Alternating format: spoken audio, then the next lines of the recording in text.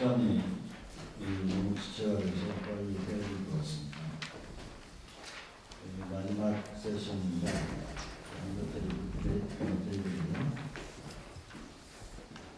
제목은 문재인 정부의 이상과정실 촛불 개혁정치 혹은 희망을 이렇게 지었습니다. 제목에 대해서는 제목을 직접 지은 김은태 선생님께서 잠깐 설명해 드리겠습니다. 그냥 하시죠. 아니 뭐 저는 지라고 해서 간단하게 줬는데 뭐 개혁 정치의 그 구체적인 내용에 대해서 한번 점검을 해보고요. 그러나 이제 많은 이 촛불 이후의 전국은 상당 부분 또 뭐 블로크의 개념을 갖고 보면 희망의 원리들이 좀 많이 내재되어 있는 것 같습니다. 긍정적인 신호도 있지만 또 우려할 부분도 많은 것 같고요. 그래서 뭐 정부 출범 지금 한 5개월 정도밖에 안 됐지만 그에 대한 몇 가지 쟁점들을 각 그 주제별로 좀 점검을 해보자 하는 그런 시각에서 제목을 이렇게 적었습니다. 예.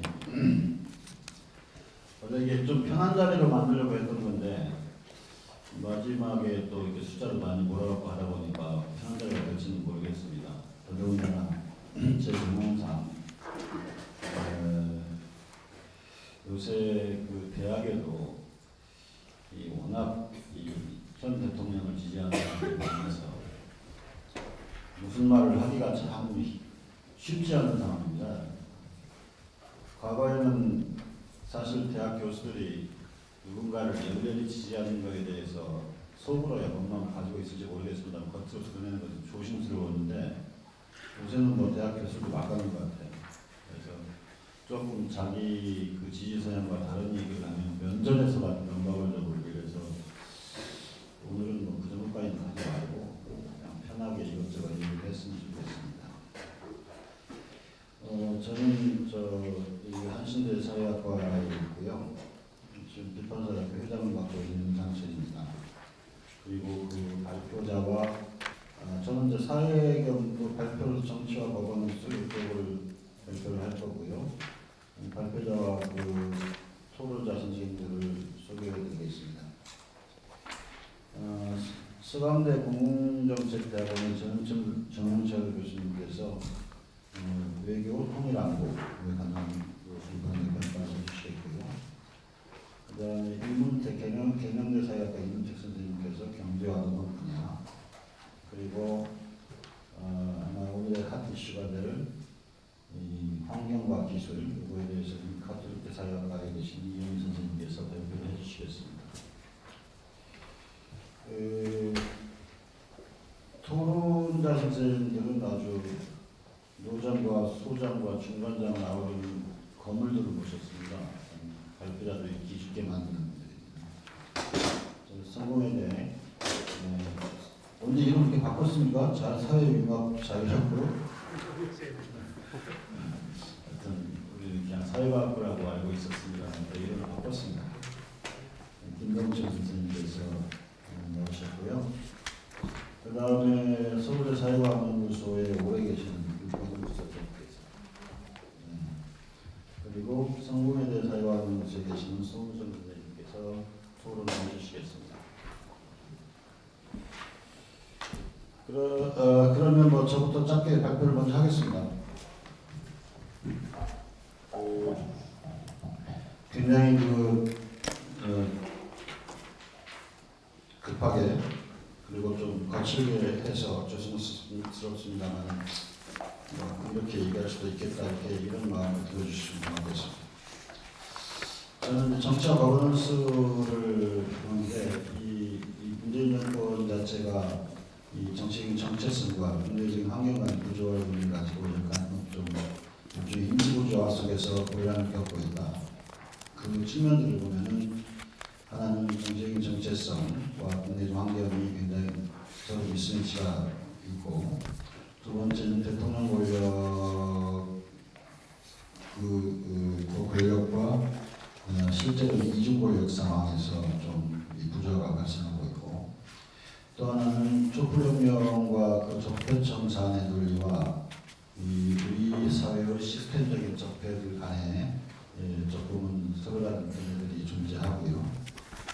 그리고 이 문재인 정권의 정치적인 역량과 정책적 역량 내지는 정책적 환경 간의 구조가 있고요. 그 다음에 이 현 대통령 권력, 이 더불어민주당 권력의 독치의 욕구와 협치의 경험 부재 사이에서 갈등이 존재하고, 그 다음에 양당제와 다당제 사이에서 조금 충돌이 있다. 이런 얘기를 좀 하겠습니다. 첫 번째는 정체성과 국내적인 환경인데, 뭐 여러 가지 또 어떤 정치적 입장을 취하느냐에 따라서 그게 좀 다를 수도 있긴 하겠습니다만, 선명한 개혁 진보적 정체성을 실현하기에 경제적 환경이 여러 가지 어렵고, 그 다음에 강한 정치적인 개혁성을 실현하기에는 진보 보수 균형적인 여소 야대 상황이고, 또 근본적으로는 사실 뭐 적폐청산 외에는 추가적인 정치적인 개혁 과제 내지는 비전이 없다는 점, 이런 게 지금 상황이라고 볼 수가 있습니다. 그 다음에 통일지향적 대북 개방적인 정체성을 주도적으로 실현하기 어렵게 하는 북미 간의 정치적 군사적 충돌, 북한의 미사일 개발로 인한 국제적인 제재, 국내의 안보 중시 이런 분위기, 여러 가지가 이 문재인 정권이 자기의 정치적 정체성을 오롯이 드러내면서 정치를 해나가기에는 전체적으로 국가를 관리하기에는 참 어려운 환경이다, 이런 생각을 합니다.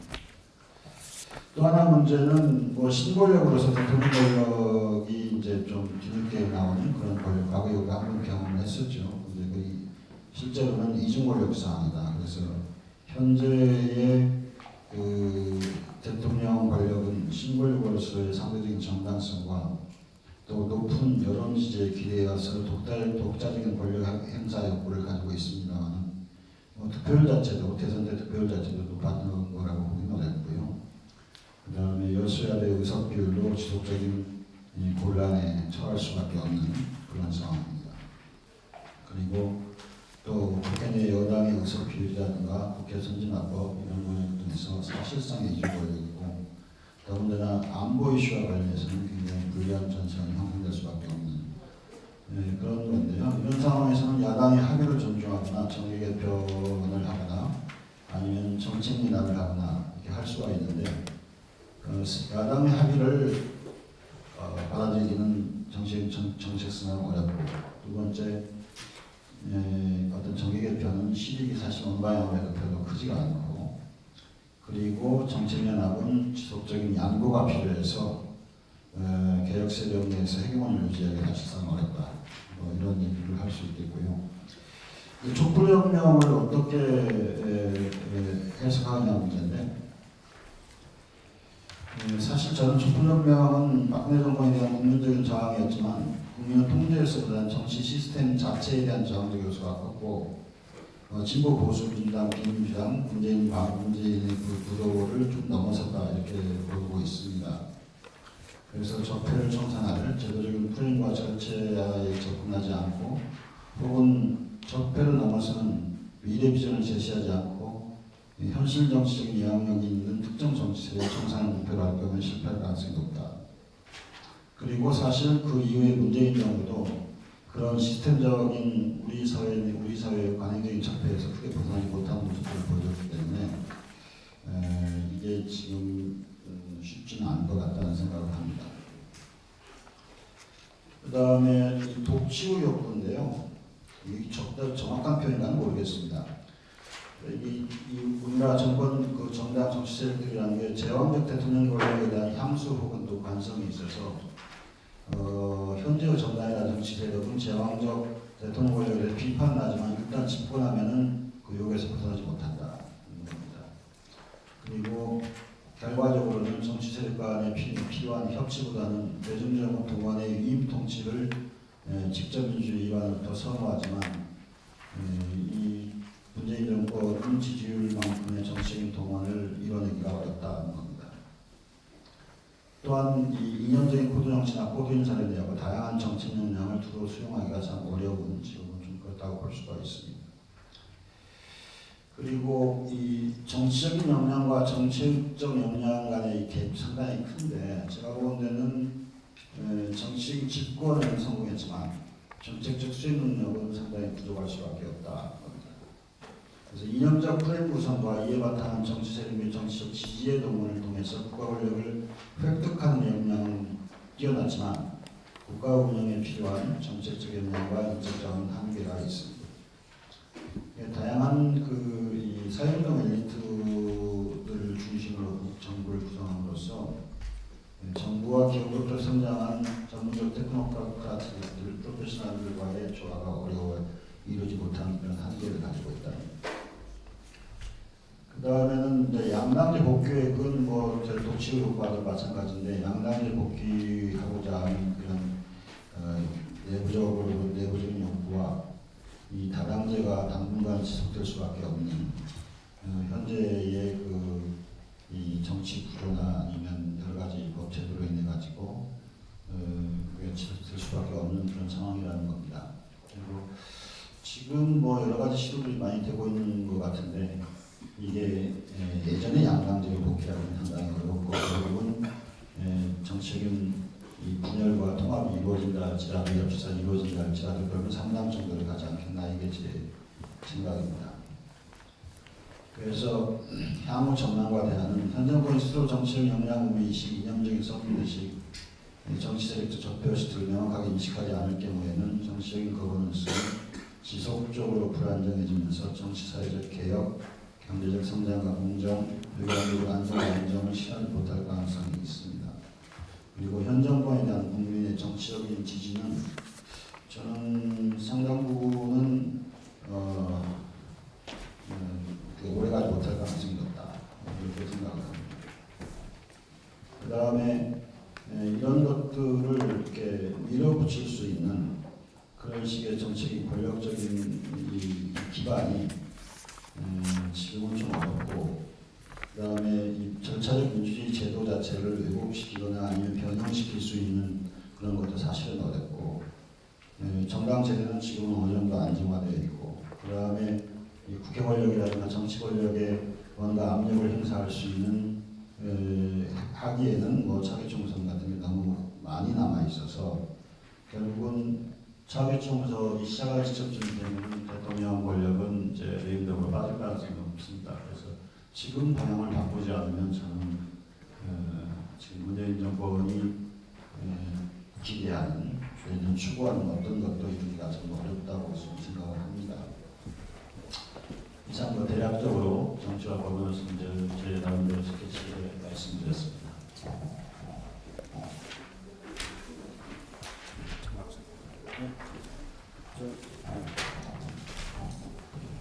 네, 다음은 장항철 선생님께서 외교안보 통일 정책에 대해서 말씀드립니다. 네, 반갑습니다. 저는 장영철이라고 합니다.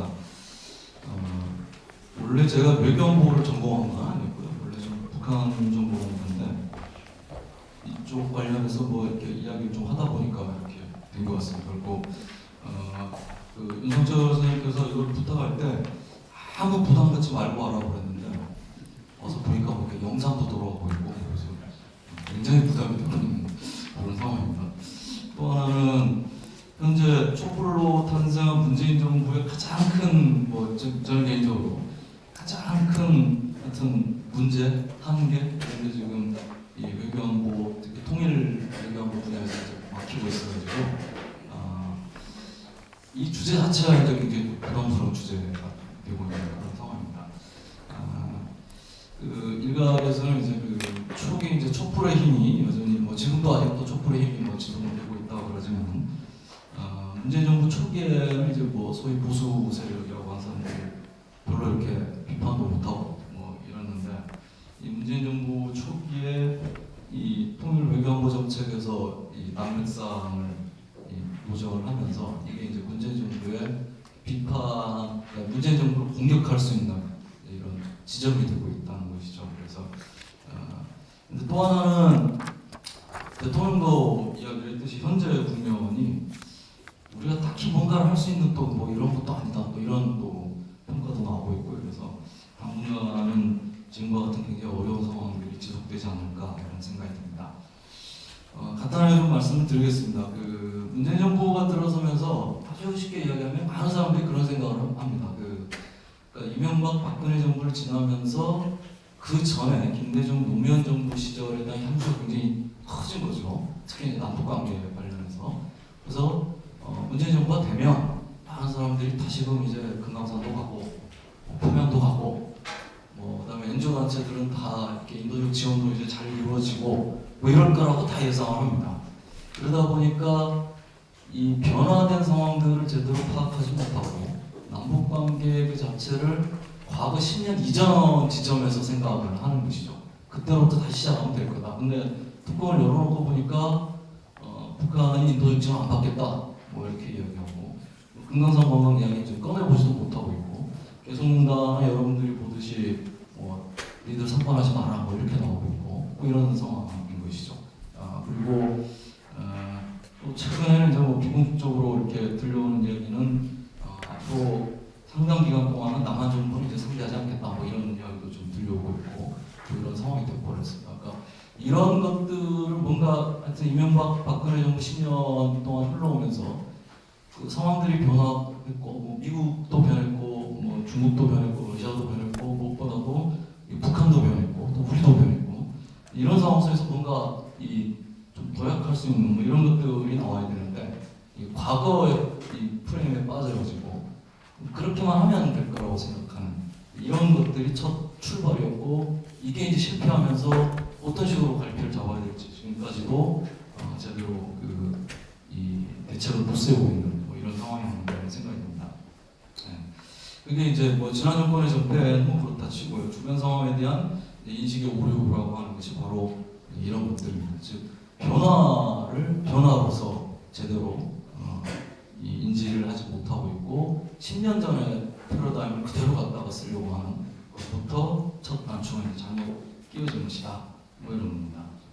이게 이제 나타나는 게 대표적으로 문재인 정부가 의욕적으로 이제 준비를 해서 신베를린 부상이라고 하는 것들을 이야기했는데 사실 이 신베를린 부상 그 내용을 읽어보면 과거 DJ가 했던 것과 크게 다르지 않은 뭐 이런 겁니다. 인도적 지원하고 북한과 경제 교류하고 뭐 이렇게 하면 다 우리가 많은 지원을 해주겠다. 결국은 거기에 머물러 있었다라는 거고 북한의 요구는 이미 이제 그걸 띄워놓고 있었는데 그걸 전혀 반영하지 못한 뭐 이런 거였다는 것이죠. 그리고 인도주의적 지원을 통해서 북한을 끌어들일 수 있다라고 생각했고 그런 이야기를 했는데 이런 것들이 전부 다 이 과거의 동일한 구조 속에서 남북 관계를 바라보면서 첫 단추 자체가 아예 잘못 들어가버리는 이런 상황이 됐습니다.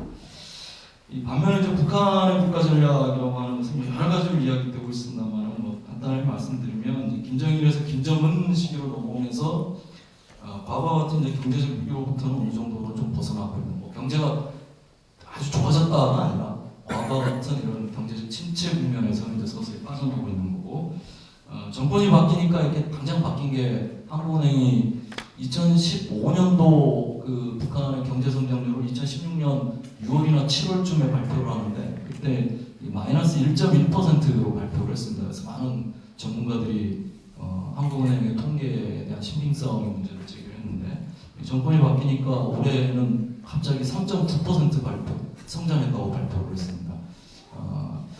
그리고 일부 민간 연구기관에서는 7.3% 성장을 했다 이렇게 발표한 적이 있고 외국에 있는 사례는 8.3% 정도 성장을 했을 것 같다 이렇게 발표를 합니다. 그러니까 북한이 김정일 시기에서 김정은 시기로 넘어오면서 한 6년 정도 지나오면서 우리가 생각했던 것 같은 과거의 어떤 경제적인 아무것도 못하고 있었던 이런 것으로부터는 어느 정도 벗어나고 있다라고 하는 것이고요. 두 번째로 이제 사회문화적으로 김정은이 등장하면서 모란봉합당이 등장하고 이러면서 굉장히 쇼킹한 방법을 통해서 문화적인 변화들을 보여줬는데 이게 이제 제가 봤을 때는 그동안 벌어졌던 아래에서부터의 여러 가지 변화들을 이제 체제적인 자신감을 가지고 위에서부터 적극적으로 그걸 체제 내화시키는 이런 작업들이 아닌가 이런 생각이 듭니다. 그리고 이제 저는 개인적으로 굉장히 김정은 등장하면서 놀랐던 게 이 부인인 이석주가 김정은하고 지금 팔짱을 끼고 공개석상에 등장하는 거였는데 과거 사회주의 국가들은 일반적으로 이렇게 부부 동반을 안 합니다. 그리고 북한은 이 김정일 시기까지 부부 동반에 대해서는 굉장히 알레르기성 반응을 보였습니다. 왜냐하면 과거에 김일성에서 김정일로 넘어갈 때 이 김일성의 두 번째 부인과 관련된 여러 가지 사건도 있고 그래서 쉽게 말하면 인척들은 다 이렇게 배제하는 이런 거였는데 이 김정은 시기에 들어와서 부인이 공개 속상해서 또 굉장히 세련된 패션으로 팔짱을 끼고 나타나고 있고 이런 그러니까 한편으로는 북한의 변화된 어떤 사회 문화적 분위기를 보여주는 뭐 이런 것이었다 이렇게 볼 수 있을 것 같습니다. 그다음 세 번째로는 이 정치적인 관계에서 보더라도 북한이 이제 2016년도에 제 7차 당대회를 치르면서 무려 이제 이 36년 만에 제 7차 당대회를 정식으로 치렀습니다. 그러니까 북한에서 당대회를 치른다라고 하는 것은 당의 이제 정상적인 기능으로의 복귀를 의미하는 거고 정상적으로 당국가 체제로 간다는 걸 의미합니다. 그래서 7차 당대회를 치르면서 당을 중심으로 하는 권력구조의 개편과 정치가 점차 정상화되고 있다라고 하는 것을 보여줬다 이렇게 볼 수 있을 것 같습니다. 그러면서 2013년도인가요? 그때 김정은이 이 경제를 발전시키면서 동시에 핵무력을 증강시키는 병진 노선을 국가 전략으로 선포를 합니다. 많은 사람들이 이제 우리 사회에서는 이거를 일방적인 이제 군사 우선주의로 해석을 하는데 저는 이제 거꾸로 해석을 합니다. 오히려 이 핵심적인 이 북한의 김정은의 이 눈은 이 경제 발전이나 인민 생활에 가 있는 것이 아닌가 저는 이제 그렇게 해석을 하고요. 그러면서 이 군부에 대한 과도한 사회적 의존들을 줄여나가고 있고 당의 정상적인 통치 기능을 확대하고 있고 경제적인 어떤 자율성들을 확대하고 있는 좀 이런 모습들이 현재 북한의 상황이다 이런 것이죠. 그렇기 때문에 과거 같은 경우는 이제 그 뒤에서 말씀드리겠습니다만 핵 같은 경우에 일반적으로 이제 우리가 북의 그 생존원의 무기로만 이야기를 하죠. 그래서 DJ 시기나 이때 남쪽의 어떤 경제적 지원과 북한과의 어떤 협상이라든지 이런 걸 바꿀 수 있었던 것은 북이 소위 말하는 선비핵화라고 하는 걸 수용할 수 있었던 시기에 가능했던 방식이고 지금은 북이 선비핵화라고 하는 걸 도저히 수용할 수 없는 그런 단계에 있다는 것이죠. 그렇기 때문에 북한에 대해서 뭔가 선비핵화라고 하는 것들을 이렇게 내걸고 협상을 시도하거나 그걸 제안하면 북이 그걸 당연히 받을 수가 없는 그런 상황이 있다 이렇게 볼 수 있을 것 같습니다. 이런 상황에서 문재인 정부가 등장을 했습니다. 아까 말씀드린 것처럼 뭐 이런 인식의 괴리 문제도 있지만 제가 아마 이제 다른 데서도 이런 이야기를 해서 아마 저한테서 이제 청와대에서 전화가 안 오는 것 같은데요. 현재 가장 큰 문제 중에 하나는 이 청와대 외교안보 진영이 가장 큰 문제다 이렇게 생각을 합니다. 사실 이제 그 내부에 그 뭐 비하인드 스토리가 여러 가지 있습니다만 과거에 박근혜 정부가 주로 이 외교안보 진영은 주로 이제 군 출신들로 다 채워놓습니다. 그래서 남북관계 관련된 문제는 주로 이거 군사적 관점에서 풀어가는 굉장히 강합니다. 근데 문재인 정부가 들어와가지고 이게 이제 정용 실장을 비롯해서 현재 안보실의 1차장, 2차장이 다 외교관 출신들입니다. 그리고 그 밑에서 주요 역할을 하게 되는 비서관이나 이런 사람들도 통일 문제나 북한 문제나 뭐 이것과 관련된 사람들은 제가 알고 한 사람인가 두 사람인가 이렇게 있습니다. 즉 현재 외교안보 진영에서 과도하게 이 관료 출신의 외교 관료 출신의 이 외교 관료들로 구성이 돼 있고 통일 외교안보 통일 혹은 북한과 관련된 전문가 집단들 거의 지금 배제되어 있는 이런 상황이고 그래서 이제 이런 상황들 그러니까 당연히 어떤 이 현상이 발생하냐면 이 대통령 당선되고 나서 미국 그 PBS하고 최초로 이제 외신 기자 그 인터뷰를 하게 됩니다. 대통령이 그때 이 대통령이 준비를 했겠죠. 그래서 여러 가지 이제 질문들을 사전에 받고 그것에 대해서 이제 외교안보실이 그걸 작성을 해야 되겠죠. 근데 외교안보실에서 그걸 작성을 못합니다. 아무것도 작성을 못합니다. 실제입니다. 그래서 어떻게 되냐면 대통령이 직접 대선 때 띄웠던 그래서 자기가 외교안보 분야는 통일안보 분야에서 자문을 받았던 사람들에게 개인적으로 전화를 합니다. 그렇게 해서 본인이 직접 그 대답들을 작성을 합니다. 그러니까 이런 상황들이 계속 이어집니다. 최근에 그 한러 정상회담에서도 뭐 이런 상황이 이어지고 그래서 한러 정상회담에서 대통령이 그런 말을 하죠.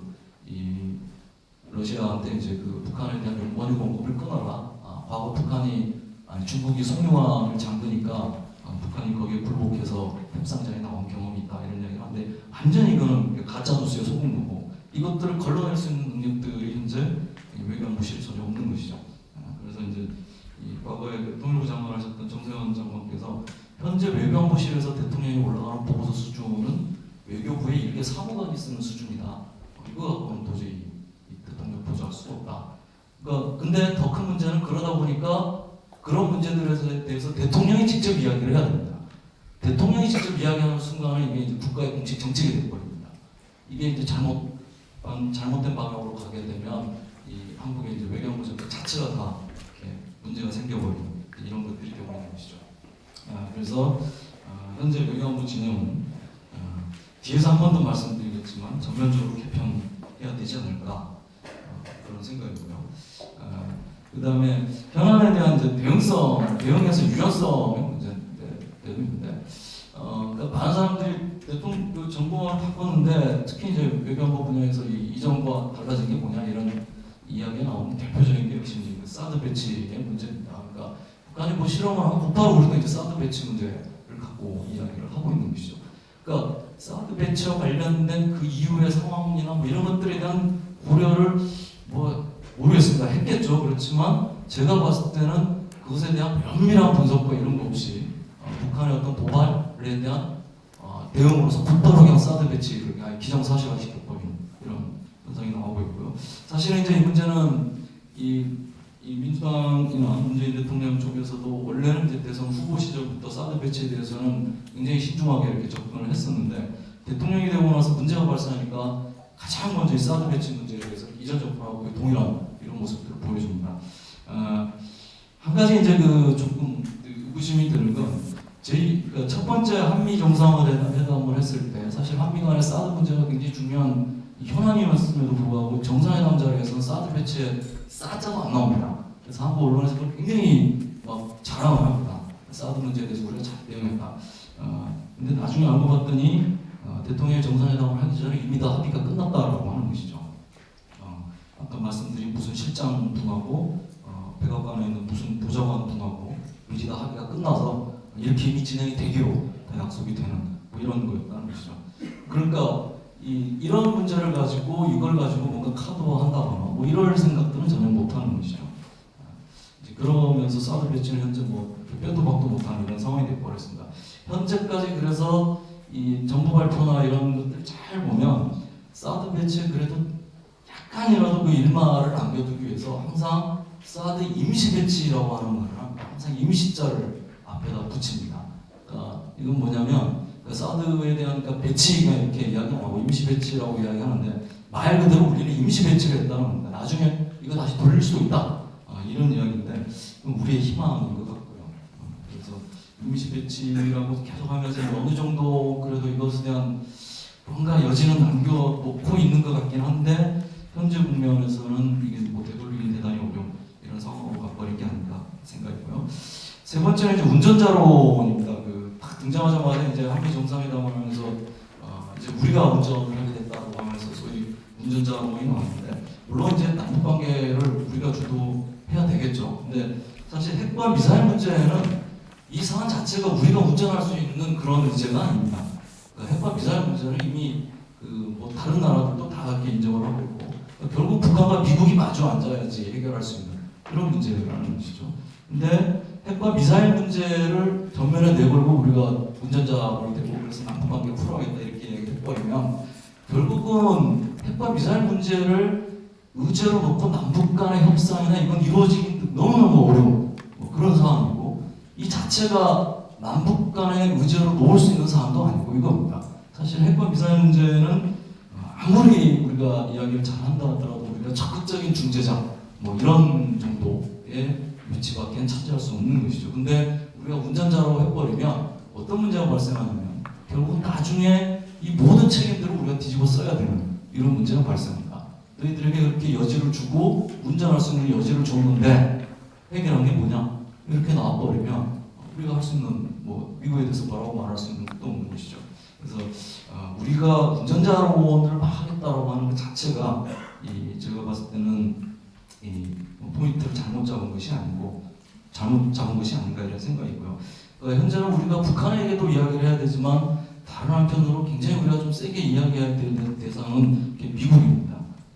그러니까 현재 미국과 북한이 소위 협상의 접점을 찾지를 못하고 있는 것이죠. 대화의 접점을 전혀 찾지 못하고 있는 상황에서 가장 중요한 것은 둘 사이의 중재를 통해서 접점을 만들어줄 수 있는 적극적인 중재자가 현재 필요한 것이죠.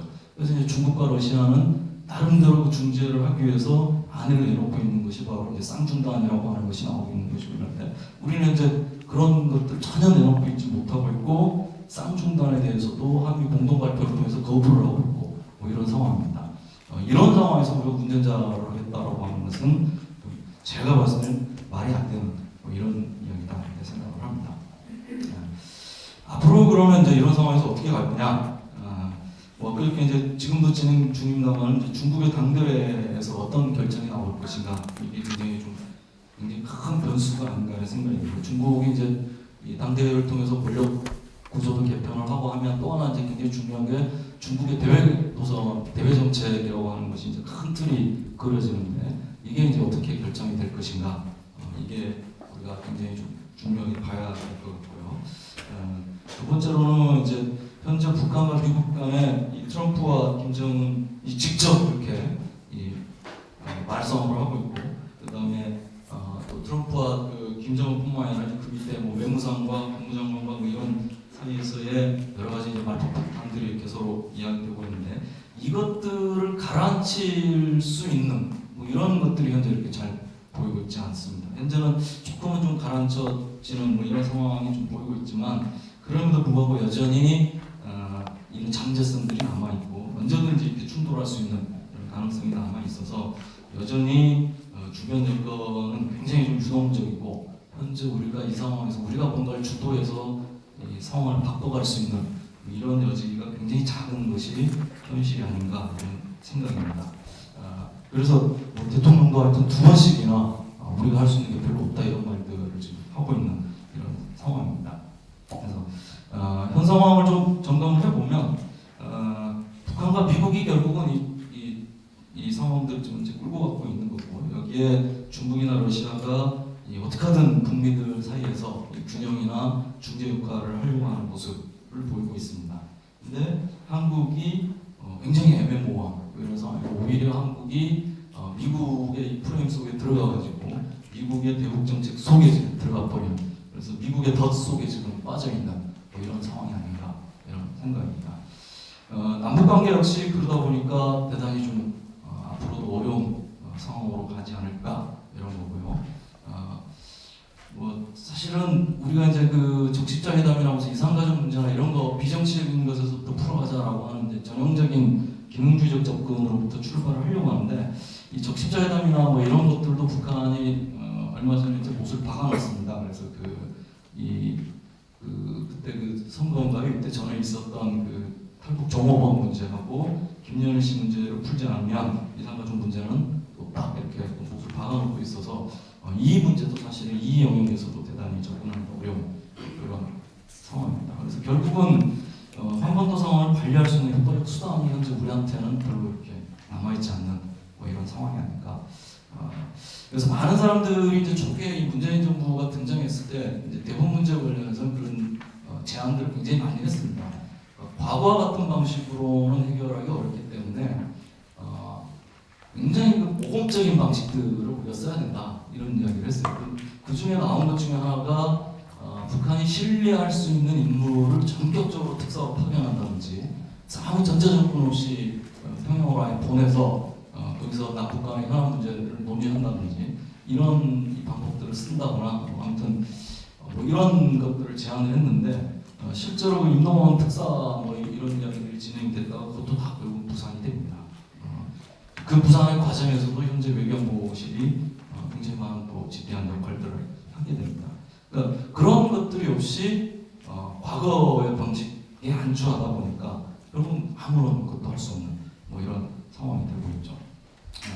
그래서 전체적으로 좀 정리를 해보면 현재 문재인 정부의 대북 정책을 보면 그게 이제 가장 큰 이 문제 한계, 약점으로 나타나고 있고 이를 빌미로 해서 이 보수 세력이 문재인 정부 전체를 공격하는 이런 지점이 되고 있습니다.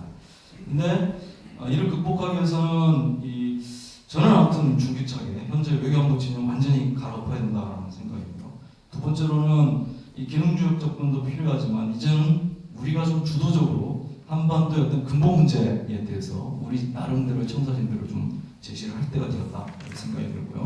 세 번째로는 이 운전자론과 같은 자기도취적인 이런 자세에서는 좀 빠져나와야 되겠다. 그리고 당연히 북미 간의 정직하고도 공정하고도 적극적인 이런 중재자로서의 위치를 잡아가는 것이 필요하겠다 이런 생각입니다. 남북 관계에 있어서도 핵과 미사일 문제하고 남북 관계는 분리를 해서 접근하는 것이 필요하고, 그래서 현재 남북의 평화와 통일의 문제를 논의할 수 있는 대화 채널 복원이 가장 시급한 겁니다. 물론 여기에 대해서는 북한이 이걸 거부하고 있는 것도 굉장히 책임이 크지만 어떻게든 이게 우리가 필요한 거니까 우리가 이걸 복구하기 위해서 모든 수단을 다 동원을 해봐야 될 이럴 필요성이 있다 이런 겁니다.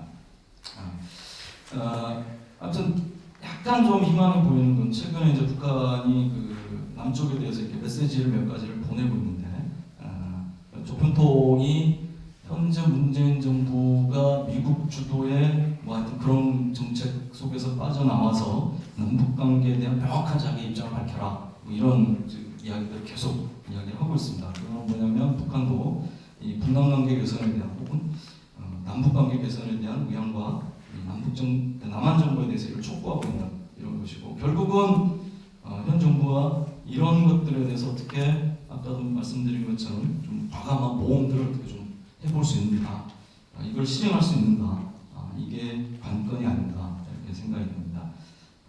일단 여기까지 하겠습니다. 네, 박수 좀 쳐주시죠. 이제 우리 전유철 교수님께서 이 발표를 계기로 청와대가 완전히 높게 되는 그런 거에서 박수 좀 쳐달라고 말씀드렸고요. 그다음 시간도 좀 더 드렸습니다. 나머지 두 분들은 시간이 별로 없는 관계로 한 12분 정도. 뭐 메시지가 워낙 명확하시니까 여러분 다. 네. 앞에서 두 분이 다 우려하는 말씀을 해주셨는데, 저도 좀 그런 입장을 같이 좀 표명을 하면서 분석을 할 것 같습니다.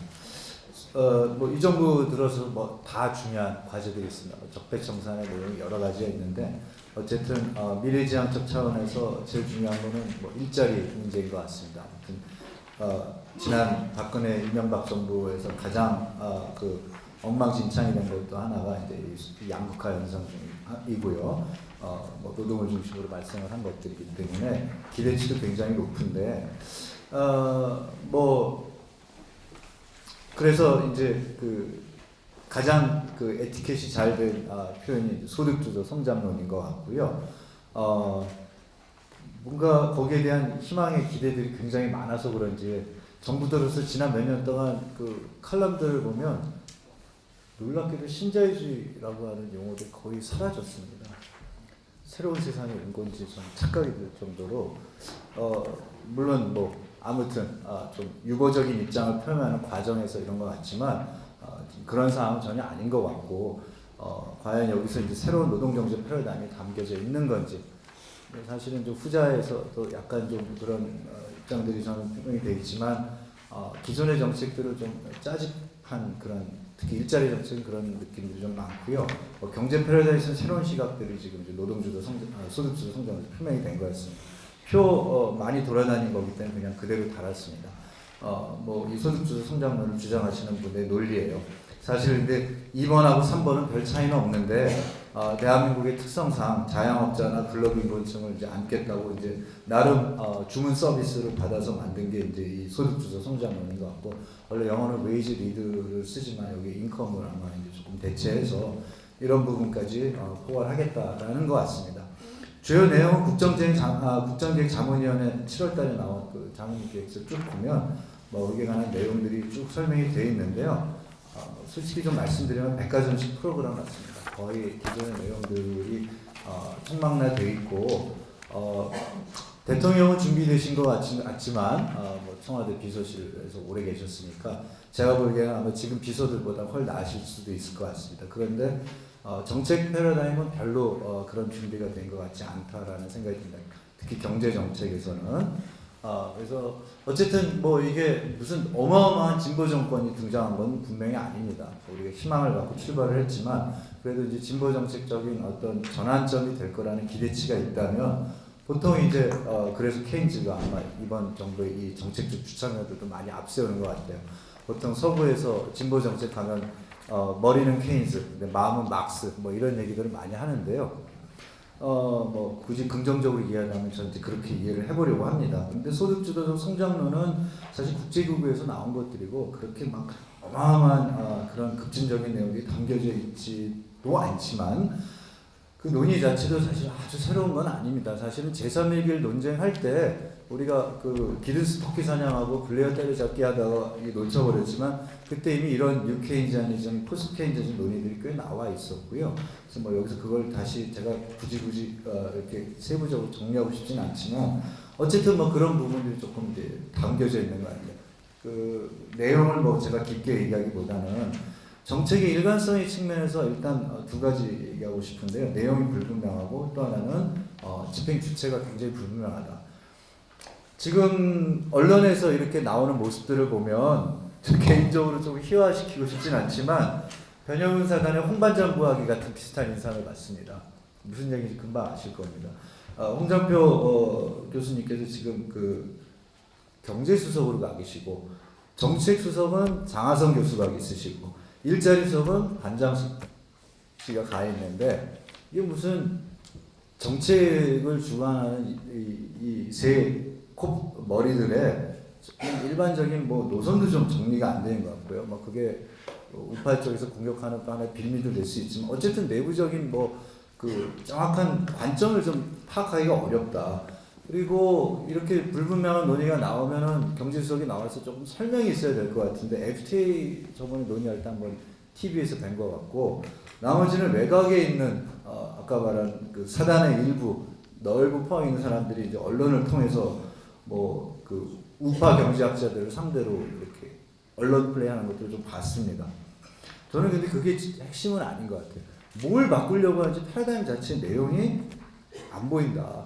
소득주도 성장은 앞에 그림을 잠깐 가지고 말씀드리면 어쨌든 뭐 최저임금제 강화하고 생산성 임금 협약을 맺겠다는데 내용으로 보면 이게 뭐 서구 패러다임을 따라오면 노동조합이 사실은 이 부분을 주도를 해야 되는데 그럼 노동조합을 파트너로 어떻게 가져가겠다는지 뭐 단체협사 교섭 구조를 어떻게 바꿔서 지금 뭘 만들어서 환경 개선이든 논의 개선이든 전혀 없어요. 그냥 많은 최저임금 올리겠다.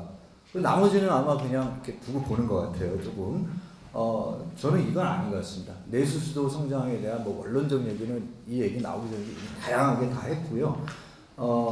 그렇기 때문에 이 정도를 가지고 새로운 성장 패러다임이라는 얘기.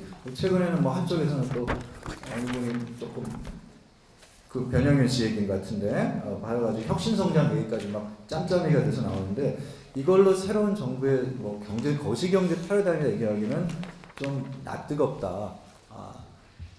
그거는 아까 제가 좀 죄송하게 했지만 경제수석을 맡고 계신 분이 나와서 정확하게 설명을 하시든지 아니면 구체적인 뭐를 내야 되는데 예를 들어서 그러면은 생산성 협약을 맺어야 된다면 결국은 그 산업 생태계에서 어떤 정책을 통해서 누구를 대상으로 해서 소득주도 성장을 해야 되는지가 나와야 되는데 자영업자 그 최저임금하고 자영업자 부분을 하겠다는 얘기가 나왔으니까 일단 산업 정책이 전혀 보이지는 않습니다.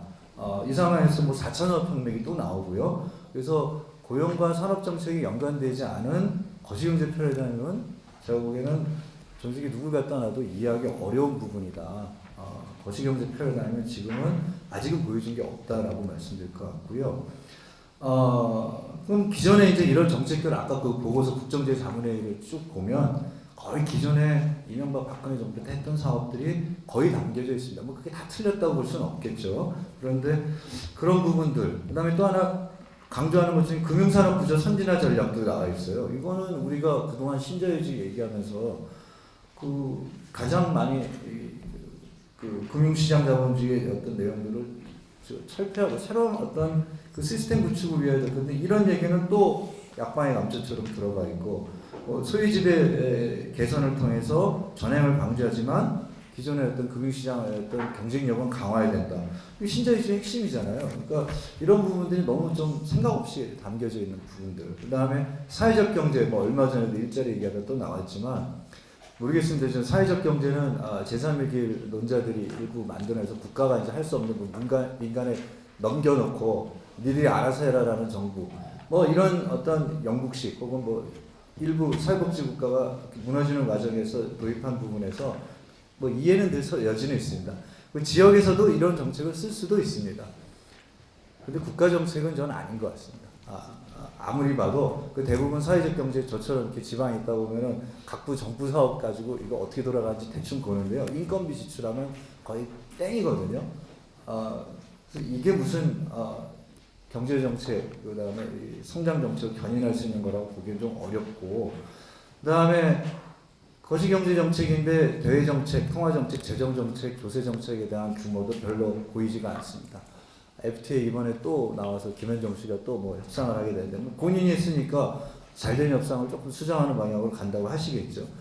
그 사드 배치 협상도 했지만 제가 제일 우려했던 건 외국 관리들이 사드하고 한미 FTA하고 맞교환할 걸 걱정했는데 걱정하기도 전에 미리 던져져 버려가지고 도대체 FTA에 뭐가 생길까. 협상 능력도 좀 엉망인 것 같고 어떤 이런 것들을 전반적으로 고려한 대외경제 정책도 잘 모르겠다. 뭐 하여튼 그 정도만 경제 정책이긴 하고요. 조금 더 아쉬운 거는 두 가지. 하나는 이제 노조고 하나는 대안 전략인데요. 노조 조금 이따가 하고 사실은 이런 논의 외에 지금 뭐 4차 산업혁명에 대한 허구성 뭐 이런 건 뭐 저도 다 동의하고 하지만 자본주의를 넘어서는 기존의 어떤 자본주의 패러다임을 넘어서는 새로운 대안경제 논의가 이미 진보가 아니라 국제기구에서도 많이 되고 있습니다. 뭐 그린 정책도 있고 탈원전 뭐 이런 부분을 좀 이따 이영희 교수님께서도 말씀하시겠지만 그런 전반적인 대안경제 체제 논의도 없고 그것을 중심으로 한 새로운 고용 전략도 없다. 이거는 저는 좀 굉장히 우려할 만한 측면이라고 생각하고요. 시간이 많이 돼서 마지막으로 노동과 관련된 것들은 좀 이렇게 보겠습니다. 일자리위원회가 지금 가동이 뭐 준비 과정에 있는 것 같고요. 저도 뭐 이렇게 좀 도와드리는 상황이긴 하지만 문제는 아까 말씀드렸던 것처럼 소득주도 성장을 하기 위해서는 기존의 어떤 노동권 문제, 그 다음에 노동조합, 특히 선별노조가 보통 서구의 소득주도 성장은 선별노조가 이제 전반적으로 생산성 협약 그리고 이제 단협을 통해서 임금 성장을 주도하고 그런 효율성 임금이 또 하나 유효수를 창출하는 이런 메커니즘을 만들어 가야 되는데 시스템의 논의가 전혀 없습니다. 그 노조를 앞으로 어떻게 또 관계를 할지 두고 봐야겠지만 그런 부분이 있고요. 또 하나 기존의 어떤 그 노동에 관한 정책들 뭐 세부적인 거 다 얘기 드릴 수는 없겠지만 임금 체불 그다음에 뭐 이런 부분들도 읽어보면은 복잡한 얘기로 되어 있어요. 사실은 서양에서는 간단하게 세무조사하면 되는 얘기를 뭐 복잡한 기존의 그 박근혜 이명박 정부 했다는 절차들을 많이 또 안고 있습니다. 기업 뭐 죽이지 않겠다는 건지 뭐 그런 건지 모르겠지만 하여튼 조금 더 분명한 의사들이 필요할 것 같고 그다음에 현장에서 임금 체불 관해서 많이 쓰이는 반의사 불벌제 같은 거 아직도 아시는 분은 아시겠지만 이런 논의들도 전혀 이렇게 탁자 테이블 위에 끌어올리지 않고 있는데 조금 구체적인 강론들 논의도 좀 같이 진행했으면 좋겠다. 마지막으로 그 일자리와 관련돼서 우려한 측면 이런 거입니다. 지금 뭐 예산 올려가지고 국회에서 늦게 지금 통과됐기 때문에 어마어마한 돈이 이제 공중살포가 될 건데요. 올해나 내년쯤 우려되는 지점이 많습니다. 지역에서 이렇게 보면 지역 공무원들이나 일자리 담당자들은 아무 생각이 없습니다. 그러니까 이 돈을 써야 되거든요. 제가 들은 얘기로는 그 김대중 정부 때 IMF 직후에 하여튼 뭐 돈을 좀 까먹었는데 어마어마한 돈을 살포했는데 이 돈을 이제 직업 훈련하고 뭐 연결시킬 사람들이 없어서 직능원이나 고용공무원 그때 고용공무원이 없었구나. 하여튼 뭐 이런 기관에 일하시는 분들이 나가서 직업 훈련 기관들을 만들어서 한 해 현금을 한 몇 억씩 보셨답니다. 그런 일이 또 발생할까 봐 약간 걱정이 돼요. 실제로는 아무 정책적 전망과 대한 비전이 없는 상태에서 급하니까 나오면 대부분은 이제 뭐 단기형 일자리를 만들겠죠. 노인들 상대나 청년 상대나. 근데 이게 그래서 이제 청와대 그 보험 광고판 같은 일자리 고용 지표에 대해서도 우려도 좀 많았는데 공무원들은 이제 그런 표 만들면은 단기적으로 이 수치 올리는 데 집중을 하잖아요. 장기적 전망보다는. 그래서 이런 부분들에 대한 우려들을 조금 같이 하면서 어쨌든 소득주도 성장을 그 정책의 핵심 패러다임으로 내걸었다면 조직화된 노동과의 과제들 스탠스를 좀 분명히 하고 또 노조도 분명히 준비를 해야겠죠.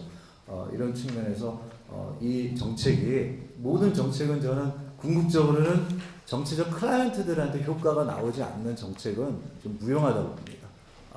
우파들은 그런 부분에서 명확하게 이제 인지를 하고 있죠. 박근혜 정부 때 노인애들 수당 얼마 좀 표로오는 거 아니까. 진보 정책이 이렇게 어설프게 패러다임 걸어놓고 정책을 이렇게 지탱하려고 하는 것들은 지탱할 내용도 좀 불분명하지만 조금 위험스럽다. 그런 우려들을 조금 드리고 싶습니다. 예, 여기서 정리하겠습니다. 네, 수고하셨습니다. 네 번째 발표에서는 조금 희망의 원리가 보일지 모르겠습니다. 기대하시죠. 뭐 저한테 요청된 제목 주제가 이제 과학기술 환경이었는데요. 사실은 저는 이제 이거보다는 제가 최근에 그 공론화, 원적 공론화에 좀 직접적으로 참여를 했었어요. 그래서 그 문제를 다루려, 그건 뭐 어떻게 보면 이제 환경 탈핵 문제를 다루긴 했지만 거버넌스, 뭐 민주주의 문제이긴 한데 어쨌든 과학기술 환경을 이제 주셨기 때문에 이 부분도 또한 중요해서 잠깐 언급을 하고 넘어가겠습니다. 뭐 시간을 절약하려면 제 발제문을 그냥 읽는 게 좋을 것 같습니다. 길지 않으니까요. 먼저 과학기술 정책을 보면 기존의 보수 정부와 다른 문재인 정부만의 색깔을 찾아보기 가장 어려운 부분이 바로 과학기술 정책 부분이라고 저는 정말 혹평을 하고 싶습니다. 잘 아시다시피 오히려 지난 황우석 사태, 아마 기억 있게 이미 아직도 생생하실 겁니다. 황우석 사태 핵심 주역, 소위 황금박쥐로 알려진 4인방이 있었죠. 황우석, 김병준, 박기영, 진대재, 이 네 사인을 가리켜서 황금박쥐라고 했었죠. 쥐라피라고 했었던 황우석을 만들어냈던 그 사단이었죠.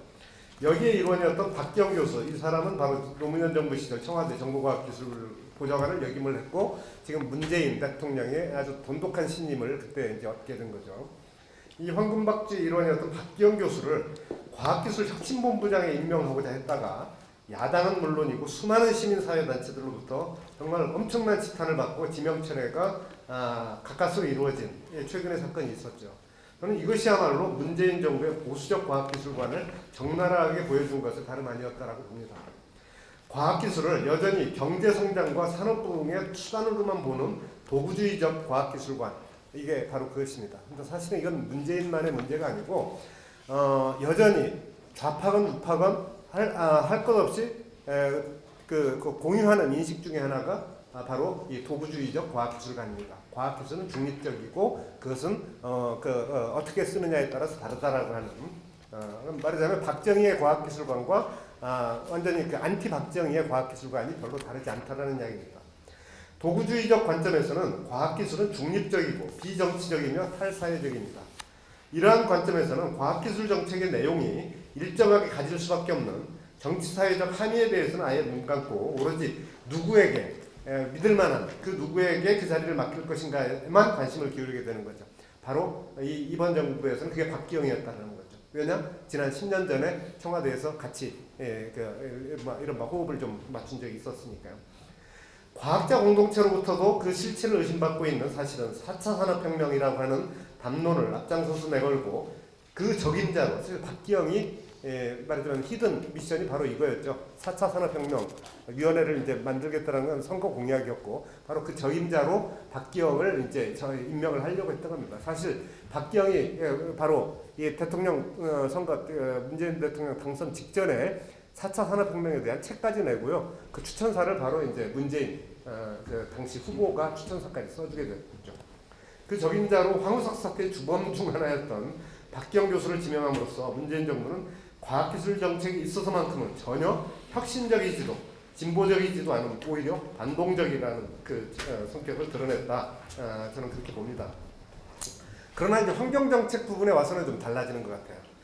문재인 정부는 아직까지는 역대 어느 정부보다 친환경적인 행보를 취하고 있다고 이것은 환경운동 진영으로부터도 일정한 평가를 받고 있습니다. 대표적인 것이 탈핵, 탈석탄, 4대강 복원, 미세먼지 저감을 위한 의지와 정책입니다.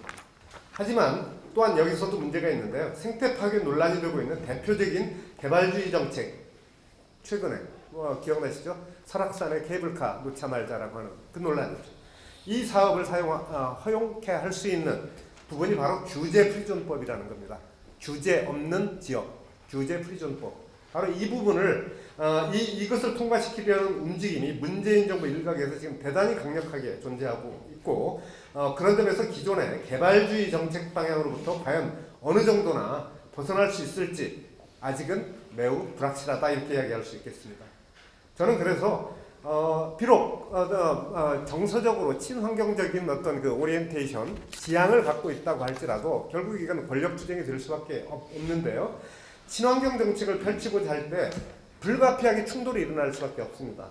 예상되는 건 뭐냐면 개발주의적, 지금까지 엄청난 이득을 누려왔던 개발주의적 이익 집단들의 대단히 조직적인 저항이 이제 전개가 될 텐데요. 이것을 과연 어떻게 극복할 수 있을 건가? 이것이 향후 문재인 정부의 환경정책 내용에 지대한 영향을 미치게 될 것이다라고 봅니다. 그러나 대체적으로 아직까지 특히 4대강 복원이라든가 탈핵, 탈석탄 이 부분에 대해서는 환경단체들이 이제 전체적으로는 비교적 좀 우호적인 점수를 주고 있다, 이렇게 이야기할 수 있겠습니다. 그다음에 이제 제가 개인적으로 뭐 여태까지 지난 한 20년 이상 제가 좀 관심도 가져왔고 이론적으로나 실천적으로나 관심을 가져왔던 부분이 사실 시민 참여의 문제고, 민주주의, 말하자면 정책 결정, 이론적인 의미의 민주주의가 아니고 실질적인 어떤 중요한 사회적 의사결정을 할 때 그 민주주의 원리라는 것을 어떻게 이제 구현할 수 있을 건가, 구체적으로 그걸 이제 시민 참여를 통해서 어떻게 구현할 수 있을 건가가 제 이제 지난 20년간의 제 연구와 어떤 이렇게 실천의 화두였다고 할 수가 있겠는데요. 그 부분이 이제 이번에 공론화라고 하는 방식으로 이제 전개가 돼서 제가 이제 각별히 이 부분에 저도 개인적으로 이제 관여할 수밖에 없는 상황이기도 했고, 또한 지난 20여 년 제 그 관심사의 이제 어떤 연장이기도 해서 상당히 흥미롭게, 때로는 고통스럽게 지켜보기도 했는데요. 문재인 정부의 가장 대표적인 친환경 정책이 이제 탈핵 에너지 정책이죠. 문재인은 대선 기간에 수명 다한 원전의 즉각 폐쇄, 그리고 신규 원전 건설 계획의 백지화, 신고리 5, 6호기 지금 30% 진행되고 있는 신고리 5, 6호기조차도 백지화하겠다. 그리고 월성 1호기는 폐쇄하겠다. 이걸 통해서 점진적인 탈핵 사회를 완성하겠다라는 것을 선거 공약으로 내겁니다. 하지만 19대 대통령으로 당선된 문재인은 6월 19일 날 거행된 고리 1호기 영구정지 행사장에서 연설을 통해서 탈핵은 꾸준히 추진해 나가겠지만 건설 공정률이 이미 28% 정도 되는 신고리 5, 6호기의 경우는 원전 건설을 일시 중단하고 사회적 공론화 절차를 거쳐 중단을 할 건지 아니면 재개할 건지를 결정하겠다고 밝힙니다. 말하자면 이제 어떻게 보면 이제 그 공약에서 후퇴를 한 거죠. 왜냐하면 공약에서는 백지화를 공약을 해서 어쨌든 대통령이 됐는데, 대통령 된 다음에는 일단은 일시적으로 중단을 시키되 그 3개월 동안 중단시킨 그 기간 동안 공론화를 통해서 시민들의 의견을 듣고 결정을 하겠다라고 이제 이야기를 하게 된 거죠. 이제 저 같은 경우는 사실 뭐 약간 여담이지만 뭐 올해가 안식년이어서 한참 이렇게 여행 다니고 있던 아이슬란드 캠핑장에서 텐트 치고 폼나게 맥주 한잔 먹고 있는데, 제가 아는 오래된 이제 열혈 그 환경운동가, 탈핵운동가로부터 전화가 와서 이 엄중한 시기에 지금 당신이 뭐 하고 있는 거냐, 이 공론화, 당신이 그렇게 주장하던 공론화 게임이 지금 바로 앞에 지금 벌어질 찰나니까 와서 좀 같이 하자, 도와달라. 이래서 이제 저도 말하자면 이 탈핵운동 진영으로부터 소환당한 겁니다. 그래서 그 아이슬란드 캠핑을 이제 접고 제가 한국으로 돌아올 수밖에 없었습니다. 그래서 공론화위원회가 7월 24일 날 구성되고 3개월 동안 신고리 5, 6호기 건설 중단 재개를 결정하기 위한 시민참여 공론화가 실시가 됐고요. 저는 이제 말하자면 이 원전 문제에 대한 찬반 당사자가 분명히 있는 상황에서 이건 진짜 전쟁이었습니다. 특히 원전 쪽은 이미 40년 동안 자기들이 누려오던 전혀 도전받지 않던 그 아성이 무너질 그 찰나라고 엄청난 위기의식을 가졌기 때문에, 그렇지만 이들은 또 엄청난 자원동원 능력이 있었죠. 40년 동안 지원받은 자원동력. 그 자원동원 능력을 가지고 위기의식을 고취하면서 수단과 방법을 가리지 않고 정말 이 3개월을 전쟁판으로 이제 만들었던 거죠. 그래서 3개월에 걸친 이 공론화의 진행 과정을 자세히 들여다보면 사실은 상당한 문제점이 있었습니다. 뭐 진행상에서도 문제가 많았고요. 그 어떤 중립성 시비도 많았고요. 전체적으로 볼 때 저는 그러나 기존의 시민참여 실행들과는 달리 이번 공론화의 가장 큰 의미를 원탁에서 시민 권력이 탄생하게 되었다는 점에서 저는 아주 매우 긍정적으로 바라보는 입장입니다. 시민 배심원단, 처음에는 배심원단이라고 해서 나중에 시민참여단이라고 이름을 바꿨는데요. 이들에게 사실은 이제 약속을 미리 한 거죠. 당신들이 결정하면 예전에는 그냥 뭐 참고할 수도 있고 말 수도 있었는데 이번에는 무조건 따르겠다. 이건 바로 시민 권력을 인정하고 부여한 겁니다. 맞으면 주권자에게 주권을 돌려준 거죠. 시민 배심원들에게 정책 결정에 대한 최종 결정권을 주는 것은 국내외적으로 사실 전례가 없습니다. 이번에 처음으로 시민 권력이 국가 정책 결정을 결정할 힘을 부여받게 된 건 그런 점에서 저는 촛불 시민혁명이 이뤄낸 빛나는 성과라고 봅니다. 약 500명으로 구성된 시민참여단의 사전 쟁점 학습이 있었고요. 2박 3일에 걸친 지난주죠. 종합토론회가 있었고요. 저는 이제 오리엔테이션 종합토론 다 가서 참관을 했었습니다. 그에 의한 최종적인 결정 효력을 갖는 시민의견 수렴을 핵심으로 하는 이번 공론화는 한국 사회 민주주의 진정과 관련해서 저는 큰 의미가 있다고 평가하고요. 전문가주의, 관료주의에 맞선 전문가주의, 관료주의가 뭡니까? 이걸 처음에 하겠다고 그럴 때 보수 언론을 비롯한 특히 정당들이 도대체 일반 시민들이 어떤 뭐 잘 알지도 못하는 일반 시민들이 이런 그 원정과 같은 이런 전문적인 지식이 요구되는 이런 사안에 대해서 뭐 결정을 한다는 게 그게 말이 되느냐? 바로 이제 전문가주의죠. 그다음에 국회의원들은 이게 대의제 부정하는 거냐? 국회가 있는데 왜 국회의회 패싱하는 거 아니냐? 국회 패싱 이런 이제 논의가 나왔던 거죠. 관료주의는 그런 거죠. 뭐 교육부 관료가 이야기했던 민중은 개돼지라고 보는. 또 말하자면 일반 시민들이 어떻게 맡기느냐라고 하는 이제 말하자면 전문가주의, 관료주의죠. 바로 이 부분에 맞선 또 다른 시민혁명이 광장이 아니고 원탁에서 저는 전개된 거라고 봅니다. 그래서 통상처럼 시민참여라는 이름으로 들러리시는 게 아니고 시민 통제에 가까운 임파워먼트가 이루어졌다는 점에서 저는 아주 큰 의미를 부여하는 겁니다. 그 결과와 상관없이 결과는 사실은 우리 탈핵진영의 입장에서 보면 대단히 실망스러운 것이었죠. 이런 점에서 볼 때 저는 신고리 공론화가 광장에서 시민혁명, 촛불 시민혁명이 만들어낸 원탁에서의 시민혁명이라는 의미를 가지고 있다고 생각하고 단순한 참여민주주의를 넘어서 수기민주주의가 확산되는 계기가 될 것으로도 생각을 합니다. 또한 이 신고리 오르코기 공론화는 에너지 민주주의와 관련해서도 커다란 의미를 지닌다고 볼 수 있는데요. 말씀드린 것처럼 지난 40년 동안 일방적인 원전 홍보에 과다 노출되어 있던 일반 시민들로 하여금 소극적인 소비자로서의 정체성에서 벗어나 우리 사회의 바람직한 에너지 정책 방향에 대해서 균형 잡힌 논의와 비교적 균형 잡힌 논의 과정에 진지하게 참여함으로써 시민의 관점에서 에너지 문제에 대한 숙고된 판단을 형성하도록 함으로써 일종의 에너지 시티즌십, 에너지 시민성을 보양시키는 역할을 했다고 볼 수 있습니다. 일단 시민들에게 권력이 부여되는 순간 정말로 놀라울 정도로 그 부분은 원전을 지지하건 반대하건 중립적이고 모든 사람이 느낀 건데 정말 시민들의 몰입도와 참여 열기, 헌신성은 놀라울 정도였었습니다. 말하자면 책임감이 부여되고 내가 결정한 만큼 그 결정이 그대로 그건 권력으로서 그대로 집행이 된다라고 하는 게 확인되는 순간 정말 놀라울 정도의 집중력과 그 수기의 어떤 그 헌신성을 보여줬어요. 제가 이런 행사들을 여러 차례 설계를 하고 조직하고 참관할 일이 있었는데요. 대체적으로 어느 정도 시간이 지나면 좀 풀어집니다. 화장실 많이 가고 담배 핀다는 핑계로 많이들 왔다 갔다 하고 집중도가 떨어지죠. 이번에는 거의 화장실 가는 시간을 화장실을 참으면서까지도 말하자면 지금 이 단상에서 시민들은 앉아 있고 불꽃 튀기는 원전을 둘러싼 이제 전사들의 이제 아레나였죠.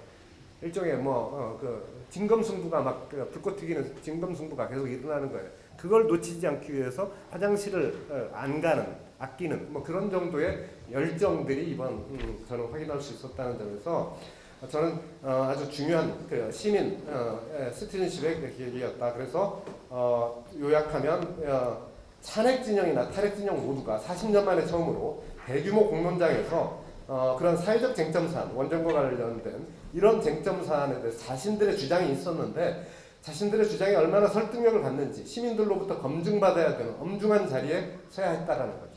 그런 점에서 이번 공론화는 소수의 전문가와 관료에 의해서 밀실에서 일방적으로 결정되던 에너지 정책 결정이 민주화를 드높이는 역사적 계기가 되었다고 볼 수가 있고요. 그래서 저는 처음부터 이게 우리가 지면 어쩌지라고 그런 이제 패배에 대한 공포감 때문에 이 참가를 주저하는 환경운동 그룹들이 좀 있었어요. 내부에. 저는 과감하게 이야기를 했어요. 절대 질 수 없는 게임이다. 표가 적게 나와도 그건 우리가 이기는 거다. 왜냐하면 지난 40년 동안 일방적으로 저쪽 이야기만 나왔는데 사실 상대성, 대칭성의 정치라는 게 있잖아요. 그게 유리한 건 뭐겠어요? 약자한테 유리해요. 똑같이 자 5분씩 줄 테니까 똑같이 이야기해봐. 여태까지 말할 기회가 없던 자에게 절대적으로 유리한 거죠. 바로 이제 그런 대칭성의 정치를 활용을 하자. 40년 만에 열린 기회의 창 최대한 선전선동하자. 그러면 우리가 표는 적게 나오더라도 서로 적게 나오더라도 그건 이기는 거다. 전투에서 져도 전쟁에서 이길 수 있는 거다. 정권 믿지 말자. 문재인 5년 후에 바뀐다. 그러면 탈핵 정책 물 건너갈 수 있다. 정권이 연장돼도 유럽의 3인당처럼 정권 내에서도 여러 이유로 탈핵 정책은 계속 업다운을 지속했었어요. 탈핵하다가 다시 찬핵으로 가기도 하고 스웨덴 3인당이 전형적인 케이스인데요. 그러니까 믿을 건 시민들밖에 없다. 시민들에게 호소하고 시민들의 마음을 사로잡자. 그 기회로 최대한 활용하자. 이렇게 이야기를 했던 거고, 나름대로 이제 그런 거에 대한 공감대가 있었기 때문에 일부 환경운동가들은 결국 보이콧을 했습니다만 주류 대략적인 탈핵운동 진영은 이 게임에 뛰어든 겁니다. 이상입니다.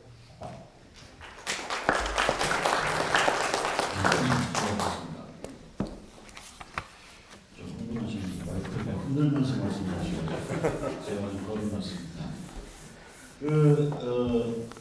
토론자가 세 분이 계시는데 저희들은 배웠습니다 사실.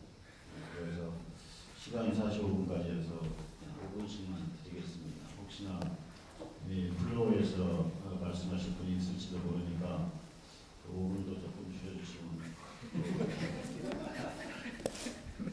마지막에. 먼저 하시죠. 네, 그러면 원혁 선생님부터 원혁 선생님, 김영 선생님, 그다음에 손을 선생. 송호장 선생님으로 가겠습니다.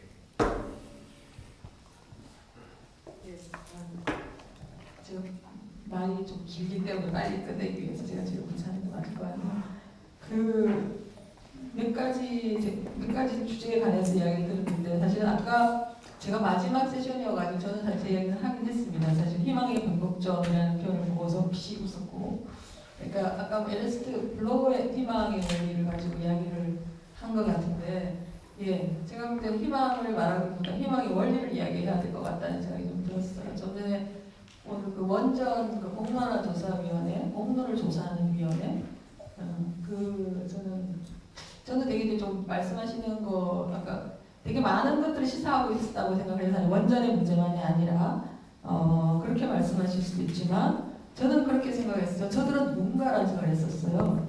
어디서 저 400몇 명은 갑자기 등장을 했지. 저는 물론 누군가의 이야기를 디자인한 사람도 있었고 그게 따라서 만들어가는 과정도 있었다고 하는데 저는 좀 우려스러웠어요. 전문가에 대해서 시민을 대단을 하는 게 아니라 이 정부가 자신들이 공약을 했던 것을 이런 방식으로 태스크포스 위원회를 구성해가지고 떠넘기는 것은 사실은 책임을 전가하거나 공동 책임을 묻어가고 있는 거죠. 누구에게 우리는 그러면 여기서 책임을 묻는다라는 행위 있잖아요. 엘리지빌리티. 그거는 우리가 누구한테 물어야 되죠? 우리는 같이 결정했기 때문에 물을 수가 없어요. 지금 문재인 정부는 되게 그런 것들을 많이 진행을 하고 있습니다. 사실은 노무현 정부 때도 위원회 정부라고 얘기했었어요. 저는 위원회 정부가 무능하고 내실이 없기도 문제지만 책임지지 않는다는 게 문제였다고 생각을 하는데 이걸 반복한다는 건 좀 문제가 있다. 그러니까 전문가에 대해서 시민 대당 이전에 국가와 이 정부가 책임져야 되는 부분은 그럼 뭐가 되는 거냐라는 질문을 좀 하고 싶고, 두 번째 이 시민이라고 하는 권력이 그러니까 시민 주권자라고 하는데 글쎄요, 시민이 주권자입니까? 우리는 국민 주권이 있고 국가 주권이 있고 있잖아요. 내셔널 하나의 정치 공동체에 있는 사람들한테 주는 게 주권이라고 하는데 왜 시민이 주권자인가? 사실은 시민은 역사적으로 사실은 부르주아지, 스트랭, 사실은 시민적 계급이었잖아요. 모든 사람이 지금 시민인가? 보편적인 사람들을 우리가 지금 시민이라고 말할 수 있는가? 모든 사람이 시민적 권리를 동등하게 개방적으로 가지고 있는가? 이 질문이 있거든요, 사실은. 그렇기 때문에 시민이라는 말을 하는 순간 그게 좀 공허한 개념이라고 생각을 해요, 사실은. 예전에 제가 이럴 줄 알고 예전에 시민혁명이 대안이라고 칼럼에서 이렇게 썼었어요.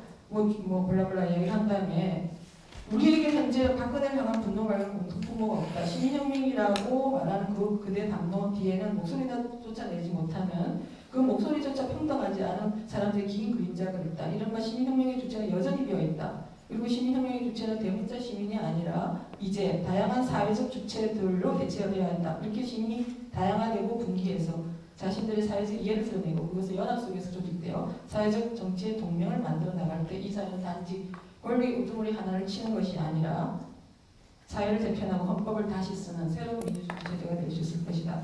이 이야기를 갑자기 생각이 났어요. 그러니까 뭐냐면 시민혁명, 명예혁명, 촛불혁명이라고 말할 때 혁명은 체제를 변화시키는데 사실 체제는 변화되지 않아도 우리는 체제를 사수하는 촛불이었어. 이 체제를 다시 사수하자. 체제를 지키기 위한 주장이었어요. 그런 점이 되게 보수적인 주장이죠. 좋아요. 그래서 87년제를 다시 온전하게 복구했는데 여기서 어떻게 나가느냐라는 문제에서는 그 다음에 에너지를 과연 어떻게 확보해 나갈 것인가라는 지점에서 저는 다시 그걸 그렇게 공허한 비어있는 시민이라는 이름으로 만들어 날 것이 아니라 다양한 주체를 인정해야 되고 그 다양한 주체들이 그 이질적이고 복합적이고 경쟁적이었던 그 촛불의 공간이 있었다고 저는 생각하는데 그것을 두루뭉실하게 그 시민이라는 이름으로 우리가 이야기할 수 있느냐. 지금도 사실 마찬가지거든요. 이번 원전 공론화 과정에서도 미령이나 이분들은 땅을 치고 울었단 말이죠. 그들은 뭐죠? 그러니까 저의 이야기는 그 400명이 그럼 우리가 또 다시 다른 400명이 모여서 우리 수기했어요라고 하면 되는 건가? 그런 문제가 아니기 때문에 사실 이건 저는 되게 위험한 국면을 가고 있다. 민주주의라는 것을 이런 방식으로 구사하는 것이 더 그다음 올 수 있는 여러 가지 좀 생각할 필요가 있다고 생각하고요. 두 번째는 노동에 관해서만 잠깐만 이야기를 하면 아까도 좀 이야기했지만 사실은 저도 되게 실망스러워요. 노동에 관련해서 사실은 노동을 뭐 존중한다라고 얘기를 했고 노동을 저는 자유주의의 노동 모습이 이제 본격적으로 시작되고 있구나라고 생각합니다. 레토릭뿐만 아니라 뭔가도 하고 있는데 문제는 진행되고 있는 게 사실은 보면 일자리죠. 노동 정책이라기보다 일자리 정책인 것이고 그 다음에 IT 이게 4차 산업 경제인지 뭔지라고 하는 건 사실 창조 경제랑 별 다를 바 없는 사실 IT 중심이라고 하는 것이고 그거는 많이 있었잖아요. 굴뚝을 버리고 하얀 굴뚝으로 간다고 쓰고 했지만 여전히 우리는 전통적인 노사 관계나 생산 양식을 가지고 있다는 지점들을 무시할 수 없다고 생각하고 사회적 경제 그러니까 어찌보면 일자리를 통해서 그리고 많은 예산을 퍼부어서 일자리를 80몇만 개를 만드는 건 사실 케인즈주의의 일자리 버전이 아닌가라는 생각이 들고 언제까지 그걸 할 수 있을까 근본적인 구조에 대해서 딜링하지 않는다면 그 다음에 그런 케인즈와 폴란니를 애매모호하게 합쳐놨구나 이렇게 생각했습니다. 왜냐하면 사회적 경제뿐만 아니라 사회적 경제에 대해서는 이것이 과연 근본주의 자본주의에 대해서 무엇을 할 수 있느냐 그럼 합시다라고 하는 이야기를 할 수 있어요. 규범적으로. 그러나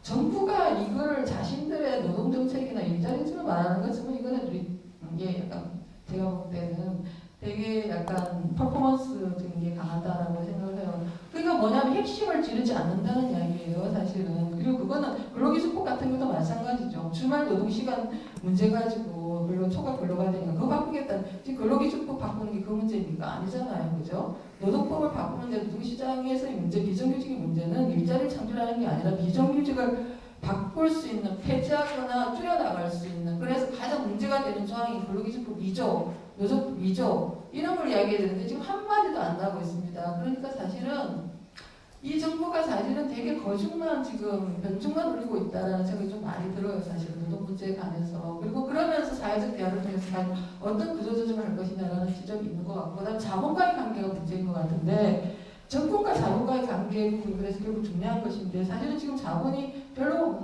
저항을 하지 않아요. 지금. 근데 이거는 저는 위기 때문이라고 봐요. 사실은.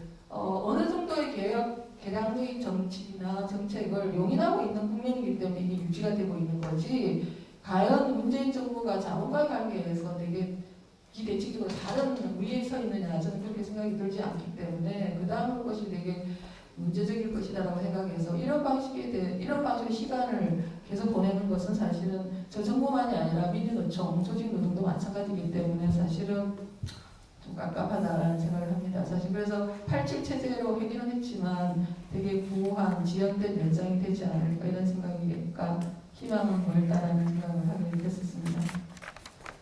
감사합니다.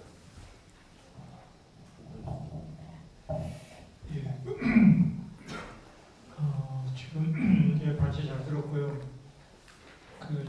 지금 세계사적인 국면이 일종의 이제 글로벌 포퓰리즘의 시대이고 대체로는 이제 우파 포퓰리즘, 인종주의나 신나치 세력이 지금 득세를 하고 있는, 그리고 자유민주주의 세력이 되게 후퇴하거나 거의 몰락하고 있는 그 국면이고요. 이 국면의 그 구조적인 조건은 이제 뭐 자본주의와 민주주의의 모순이라고 할까? 금융자본주의 하에서 민주주의를 실현할 수 없는 구조적인 한계가 좌파적 대안으로 나온 것이 아니라 우파적 퇴행으로 나오는 지구적인 국면이고, 그 국면에서 한국에서의 촛불 시위는 그나마 최선은 아니지만 그래도 어쨌든 전체적인 추세에 비해서는 그래도 희망을 안겨주는 징후다, 저는 그렇게 보고 있고요. 그런데 바로 이제 그 구조적인 이런 글로벌 금융자본주의와 민주주의의 해결할 수 없는 굉장히 충돌하는 모순과 이제 포퓰리즘, 우파 포퓰리즘이 득세하는 과정 속에서 한국 정부, 문재인 정부가 택할 수 있는 폭이 매우 좁다. 우선 구조적으로 굉장히 매우 제한적이다라고 하는 현실을 인정하지 않을 수 없고, 거기다가 또 북미 관계가 지금 북한 핵개발을 위해서 입지가 더욱 좁아져 있는 상태다. 이 상황이 구조적 상황을 우리가 인정을 한다면 현 정부가 어느 정도까지 할 수 있는가에 대한 현실적 그 선택의 문제가 있을 것 같아요. 저는 이제 그런 점에서 본다면은 지금 뭐 문재인 정부가 이야기하는 이른바 적폐청산이라고 하는 것을 이제 가지고 이야기해 본다면 결국은 현 정부가 지금 그 시스템을 그 기본적으로 바꿀 수 있는 어떤 것도 지금 제기를 하고 있지 못합니다. 예를 들면 아까 이미 나왔듯이 산업적인 측면에서도 자동차 산업에 이제 지금 사드 문제뿐만 아니라 전반적으로 지금 대위기에 처해 있고요. 그 다음에 지금 최저임금을 올린다는 취지는 좋았지만 지금 자영업자들이 내년부터 이제 대거 이제 붕괴하게 생겼습니다. 즉 자영업자들이나 혹은 이 프랜차이즈 업체들의 교섭권을 주지 않는 상태에서의 최저임금 인상은 이 사람들 다 붕괴시키는 쪽으로 가고 있습니다. 현실적으로. 그래서 이런 그 시스템의 전체적인 개혁에 대한 청사진이나 비전은 저는 제가 봐서는 없는 것 같아요. 없는 것 같고, 특히 노동, 복지, 교육 쪽 사회정책은 없는 것 같습니다. 제가 봐서는, 제가 지금까지 판단하는 없는 것 같고, 경제 쪽은 이제 지금 소득도 성장하고 이제 남북관계를 좀 화해하는 쪽이 그 카드를 가지고 있는 것 같아요. 그래서 이제 이런 현실 속에서 이 정부가 할 수 있는 최대치라고 할까? 만약에 이게 이제 성공한다고 한다면 저는 결국은 다음번 정부, 이게 다음번 정부 어떻게 될지 저는 알 수는 없는데, 우리 사회에서 제대로 된 시스템 개혁을 할 수 있는 다음번 정부를 위한 하나의 마당을 만들어주는 정도 역할을 하면 성공이다. 저는 그렇게 봐요. 그럼 그 마당을 어떻게 열 수 있느냐? 그거는 결국은 현재의 그 여론 지지율만큼의 의석대로 다음 총선에 나오게 만드는 것이다. 그러면 조금 더 좁혀서 이야기하면 자유한국당을 현재 지지율만큼의 의석만 가질 수 있도록 하고, 그러니까 그렇게 하기 위한 일종의 선거법 개정이나 정치 개혁이 가장 중요하지 않겠나 이렇게 봅니다. 그러니까 물론 헌법 개정도 포함되어 있고요. 헌법 개정 포함 선거법 개정이든 어떤 형태로든지 현재 지지율 정도만 수구 보수 세력이 의석을 가질 수 있도록 하고, 그 다음에 시민사회에서 노동조합 플러스 조직되지 않는 노동자들을 대표할 수 있는 대표체제. 저는 이제 뭐 노동회의소 같은 방식도 어떤 방식도 좋다고 생각하는데, 그런 방식으로 미조직 90%의 사람들을 어쨌든 참여시킬 수 있는 뭔가의 기구를 만드는 그 인파워링하는 기구, 시민사회 조직화. 현재 이제 자유총연맹 비롯한 바르게 살기 이 세력을 어떻게 제압을 하면서 풀뿌리 공공적 시민사회를 인파워링할 수 있느냐. 이 정당과 시민사회 두 가지 양축을 가지고 결국은 3년 후 총선에서 현재 수보수 세력을 지지율 정도로만 묶어줄 수 있다면 물론 이제 정권 재창출도 가능하고 다음 정권 정도의 시스템 개혁, 즉 그 복지 정치를 가능할 수 있는 조건을 만들 수 있지 않겠나.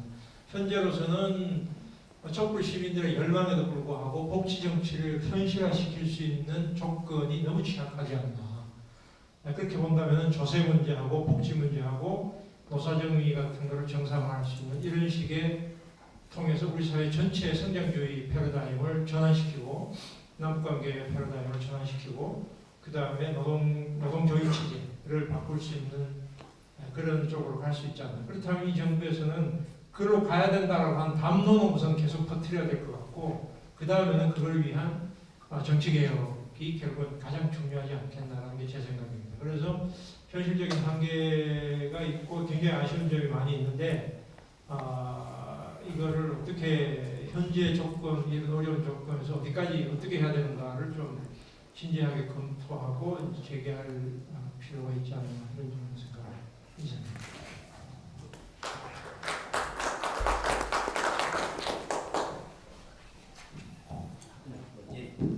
그 앞에서 여러 선생님들 그 얘기 들어보니까 이게 촛불 시위 끝나고 대통령도 바뀌고 해서 좀 좋은 세상이 오나 했더니 되게 큰일 났다라는 위기의식이 많이 드는데요. 다 부정적으로 평가해 주셔서. 근데 이건 자신이 처한 위치에 따라서 좀 평가가 달라질 수 있을 것 같아요. 그래서 사실은 토론은 저보다는 홍익표 선생님이 하시는 게 더 긴박하게 겹치겠지만 어쨌든 제가 정해져 있으니까 간단하게 말씀드리면 지금 문재인 정부의 성격과 지금 역사적 역할을 어떻게 보느냐. 근데 저는 개인적으로 어쨌든 우리가 87년 체제로 부르든 뭐 97년 체제로 부르든 어떤 이름으로 부르든 한 시대가 끝나고 다 새로운 체제로 전환되는 전환기적인 역할에 있는 것은 분명한 것 같아요. 근데 그게 이제 적폐청산으로 상징되듯이 과거에 어떤 수준의 민주주의를 복원하는 것으로 갈 거냐, 아니면 새로운 어떤 가치와 그런 것들 내용들을 정립해 나갈 거냐, 이게 이제 갈림길에 있을 텐데 우리 정부를 가만히 보면 되게 뭔가를 주도적으로 하지는 않는 것 같아요. 되게 안정적이고 점진적으로 뭔가를 하려고 해서 일각에서 좀 그게 답답하게 많이 느껴지는데 그게 사실은 좀 지지율에 덫에 갇힌 게 아닌가라는 평가도 상당히 많이 있습니다. 그러니까 앞에 여러 선생님들이 좀 지적해 주셨던 수많은 문제들이 있는데 그럼에도 불구하고 높은 지지율이 유지되는 것을 성공함으로써 해결돼야 될 문제들이 그냥 잠재되어 있는 상황이 나타나고 있는 게 아닌가 하고요. 그런 의미에서 본다면 전환적인 어떤 그 기에서의 역할이 있는 문재인 정부가 다양한 이제 어떤 새로운 체제를 이행하려면 반발이 있고 장애가 있을 텐데 이거를 돌파해야 되는데 돌파하지를 못하고 있는 것들이 지지율의 덫에 갇혀 있는 부분이 아닌가라는 생각이 들고요. 예를 들면 신고리 같은 경우 이영희 선생님께서 되게 긍정적으로 평가해 주셨는데 저도 이렇게 공론조사나 이런 새로운 민주적인 방식을 통해서 국가의 매우 중요한 문제를 결정하는 건 대단히 좋은 결정이었고 거기에 대한 기대도 많이 하고 있지만 과연 신고리 문제가 이거 사실 공약으로 내가 이렇게 하겠다고 했던 거잖아요. 그럼 거기에서 나타날 수 있는 수많은 반발이 있을 거고 그거를 사실 어느 정도 돌파해야 될 역할이 있었던 건데 그거를 사실 넘겨버린 것들이 좀 의미가 그런 성격이 권혁 선생님 얘기한 것처럼 있지 않냐라는 거예요. 왜냐하면 정말 앞으로 중요한 문제마다 이렇게 공론조사를 민주적 의사에 따라서 결정할 거냐, 개헌 그렇게 할 거냐, 개헌에 대해서 지금 공론조사에서 아일랜드 스타일로 하겠다는 얘기 안 나오고 있잖아요. 그리고 지금 선거법이나 비례민주연대를 비롯해서 많은 대해서 하고 있는 기득권을 건드릴 수 있는 내용에 대해서 공론조사를 결정하겠다는 얘기를 안 하고 있고 그래서 이거는 사실 취사 선택되는 문제가 있고 이것이 약간의 지지율의 덫이나 그런 혹은 그런 것 때문에 전환기에서 해야 될 문재인 정부의 역사적 임무와 이런 것들을 못하고 있는 게 아니냐는 평가를 개인적으로 하고요. 근데 다만 문제가 되는 건 이게 단순히 정부의 잘못뿐인가 오로지 정부에게만 책임이 있는 건가라는 것에서 우리의 문제를 좀 되돌아봐야 될 것 같아요, 사실은. 근데 예를 들면 노무현 노사모에 있는 노사모 현상이라든지 2011년에 안철수 현상이라든지 지금 문재인에 되고 있는 팬덤 현상이라고 하는 걸 보면 예를 들면 그렇잖아요. 실체가 어떻게 어떤지 간에 자기의 이 과도한 이 새로운 열망이나 이런 것들 그 대상에 투영시킴으로써 과도한 팬덤이 형성되거나 혹은 우리 윤상철 선생님처럼 과도한 절망감을 투영시키거나 약간 이런 식의 현실 실체와 다른 이런 것들이 나중에 실체가 드러난 모습 교차되면서 극렬한 지지자들이 극렬한 반대자가 되고 이런 것들을 우리가 되게 많이 봐왔잖아요. 근데 이거는 뭐냐면 사실 다른 데서 그럴 수 있는데 학계에서는 이런 것들을 구체적 근거를 가지고 제시하고 평가하고 비판을 해야 되는데 우리에게 그 아까 얘기한 자기의 처한 위치에 따라서 평가 기준 달라지는 것처럼 우리가 공유할 수 있는 근거의 기준과 내용들이 이 학계 공론장을 통해서 마련되지 있지 못하다는 거잖아요. 사실은 이제 그게 사회학의 위기라고 우리가 오랫동안 얘기했던 거고. 그래서 이게 말 그대로 새로운 대안 체제로 이행을 하려면 뭔가 동력이 있고 뭔가 여론이 형성, 아까 김동 선생님이 얘기한 것처럼 그런 것들이 돼야 되는데 과연 그게 시민사회 역할을 맡겨두기 전에 학계에서부터 그런 역할을 지금 하고 있는지가 우리가 먼저 평가해야 될 부분인 것 같고 촛불 동력은 절대 새로운 체제로 이행하기 위한 동력이 아니잖아요. 거기는 과거의 민주주의의 복원을 요구하는 사람도 있고 단순하게 정부 싫었던 사람도 있고 여러 가지 유의 사람들이 모여있는 거기 때문에 새로운 체제로 이행할 수 있는 동력은 아니었고 지금 개헌 얘기가 나와서 시민사회가 개헌 네트워크랑 꾸려가지고 뭔가 새로운 체제를 만들려고 하고 있지만 여기에 시민들의 지지나 관심들이나 이런 것들이 그렇게 크진 않아요. 그렇지 않고 우리도 역시나 이제 지금 아까 나왔지만 통치 구조를 어떻게 할지 그리고 우리가 한때 얘기했던 국민대 통합 네트워크나 이런 대학 체제를 어떻게 할지 한반도 문제 어떻게 할지 경제 노동체계 어떻게 할지 혐오도 문화의 문제 어떻게 할지 수많이 산적한 문제에 있어서 학계에서 이런 방향 저런 방향이 맞다 틀리다라고 우리 신고리 문제와 유사한 공론장을 우리 스스로도 만들어내지 못했다라는 반성 속에서 사실 문재인 정부와 우리의 문제가 좀 쌍생아적으로 나타나고 있는 지금의 시기가 아닌가라는 것이 좀 반성이 필요할 것 같고 예를 들면 그런 면에서 우리가 단순히 정책적으로 개별적으로 얘기한 게 아니라 이제 우리가 지금 학계의 문제를 보면 하나의 주제를 동일한 주제를 가지고 서로 발표하는 경우가 많이 없는 것 같아요. 예전에 체제 논쟁을 제외하면 전부 다 이제 차별성과 다른 것만 하려고 하기 때문에 어떤 문제에 있어서 비슷한 입장에 오고 가고 하는 풍토들이 많이 없어진 것 같고 이것이 이러다 보니까 학계에서 어떤 과학적으로 검증되고 얘기됐던 내용들이 공중으로 전달되면서 그게 체제 이행의 하나의 동력, 그러니까 정부의 그런 개혁이나 이런 정책을 강제할 수 있는 능력으로 이어지지 못하는 문제들이 우리에게 남아있는 게 아닌가라고 싶습니다. 그래서 문재인 정부가 나타나고 있는 수많은 문제들은 사실 뒤집어 보면 우리에게도 지금 우리가 해야 될 문제를 못하고 있는 우리의 좀 그런 허물들도 같이 드러나고 있는 거고 그래서 문재인 정부가 지금 앞으로 극복해야 될 과제는 우리에게 동일하게 해당되는 과제일 수도 있지 않는가라는 좀 말씀드리면서 마치도록 하겠습니다.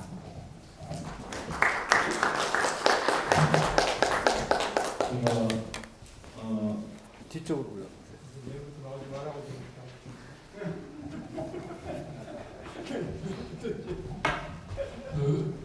지금 발표를 하시는 보면은 세 분 다 문재인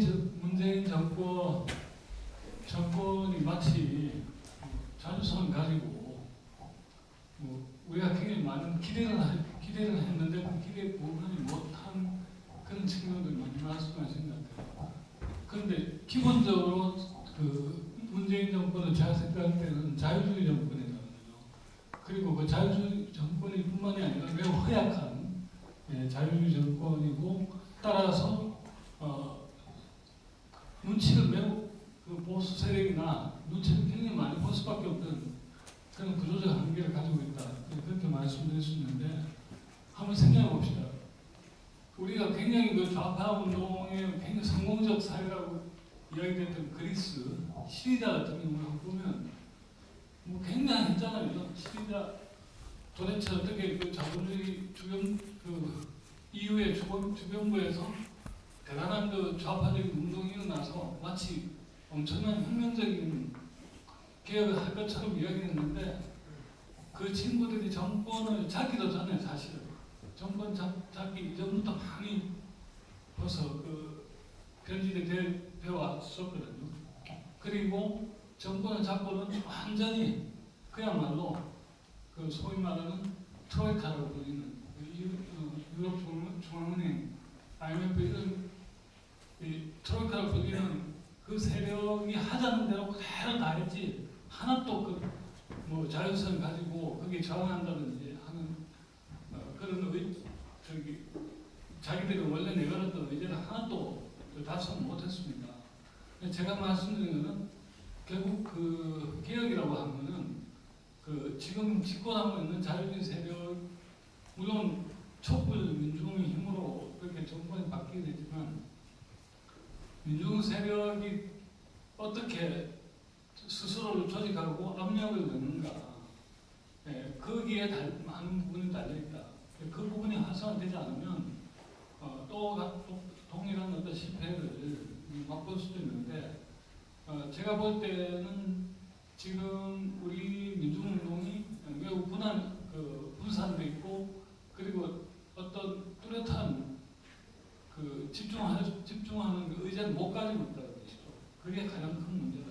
제가 볼 때는. 예를 들어서 적폐청산이나 하지만 사실은 촛불이 끝나고 난 다음에 더욱더 밀어붙여서 적폐 세력의 가장 중심골이라고 할 수 있는 그 자유한국당과 이런 세력들을 해체시키는 쪽으로 계속 좀 그 사용동이 더 빌붙었어야 되지 않는가 하는 그런 생각합니다.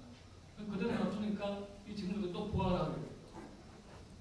그래서 결국 우리가 주체적인 영향을 어떻게 만들어내고 그것이 지금 현재 자유주의 정권을 어떻게 추동해나 그 압력을 넣고 그들이 더욱더 진보적인 의제를 실천할 수 있도록 그렇게 만들어내느냐 하는 게 문제가 되고 그런 생각입니다. 네. 박수 치려면 좀 세게 치시죠.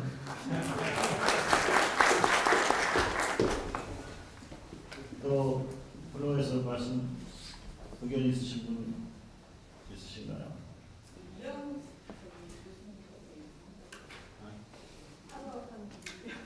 학번이 중요합니까?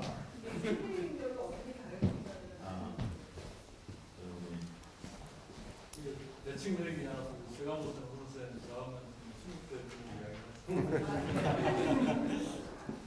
원래 이제 이런 토론이 항상 있으면 마지막에 서원근 선생님이 단크에 정리를 해주고 끝났는데 선생님 말씀 안 하신다니까 갑자기 제가 맥에 빠져가지고. 이번에 허성명 선생님 나오죠? 네. 그러면 네. 배가 고프시나요? 그 우리 발표자 선생님들께 잠깐씩 마이크를 드리고 이 자리를 마무리하겠습니다.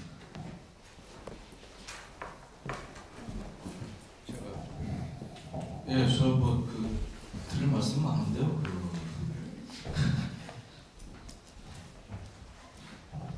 제가 질문을 받은 것도 별로 없고요. 지금 굉장히 답답하고요.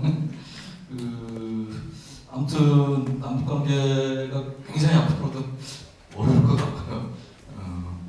그럼에도 불구하고 아무튼 뭔가를 좀 찾아서 우리가 해야 될 것들을 찾아서 이렇게 하는 것밖에는 뭐 없는 것 같습니다. 또 하나 이제 말씀드리면 그 미국이 뭔가 굉장히 단일한 정책을 가지고 북한을 압박하는 것과 같은 이런 인상을 받는데 제가 봤을 때 현재 미국도 사실은 미국이 그 아시아 태평양 지역, 그러니까 한반도 상황을 전담하는 부처가 이제 아태 차관보 자리인데 아태 차관보가 아직 결정이 안 돼 있습니다.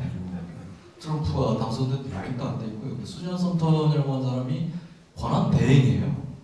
그러니까 현재 미국에서 뭐 트럼프는 압력 뭐 이렇게 군사 어쩌고 틸러스는 뭐 하는데 이건 무슨 역할 분담이니 뭐 그렇게 하는데 제가 봤을 때는 거기도 컨트롤이 안 되고 있는 것이 아닌가.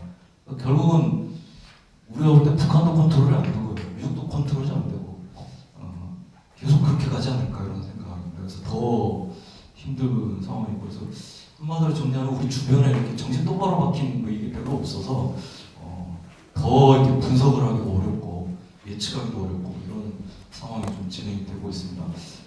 그럼에도 불구하고 우리 정부가 이럴 때 좀 정신 차리고 뭔가 좀 돌파구를 내면 의외로 굉장히 크게 뭔가 좀 남북관계 이 국면을 바꿔갈 수 있는데 우리 정부도 그럴 만한 이 손을 스스로 좀 놓고 있는 게 아닌가. 그래서 최근에 대통령도 그렇고 남북관계 관련 이제 거의 아니잖아요. 거의 뭐 이야기 못 나오잖아요. 이제 내용이 없다라는 것이거든요. 결국 그런 상황인데 아무튼 그러기 위해서도 아무튼 뭔가 좀 청와대 쪽에서 오셨으니까 좀 정신을 차리고 물론 부처 간의 장벽이 있겠지만 그쪽 부처 쪽에 좀 정신 좀 차리고 놀러갈 사람 놀러가야 되고 뭐 이런다고 그런 소리가 좀 들어갔으면 좋지 않을까 그런 생각이 듭니다. 이상입니다.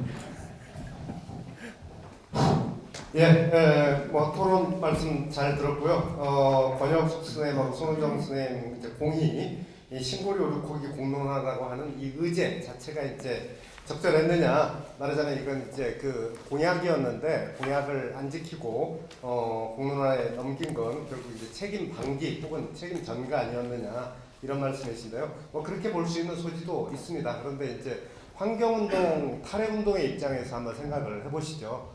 이 탈핵운동에서 이걸 하자고 주장한 게 아니에요. 제안한 게 아니에요.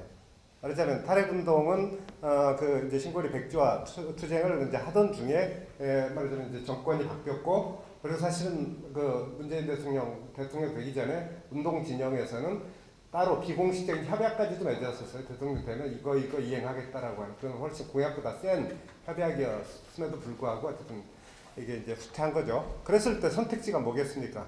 자, 백지와 원래 선거 공약 이행하라라고 하는 이행 촉구 투쟁을 하거나 힘이 되면 그래서 관철시키는 거죠.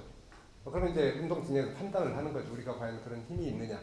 또 하나는 자, 어쨌든 기회가 주어졌는데 이 기회가 말하자면 보이콧하지 않고 이 게임에 참가하는 게 혹시 우리에게 더 유리할 수도 있지 않겠는가. 이 두 가지 판단을 동시에 하는 거겠죠. 근데 물론 원론적으로 이건 백지화 투쟁을 해야 된다라고 하는 일부의 이제 탈핵운동도 있었지만 그건 전체적으로 봤을 때는 아주 이제 소수였었고요.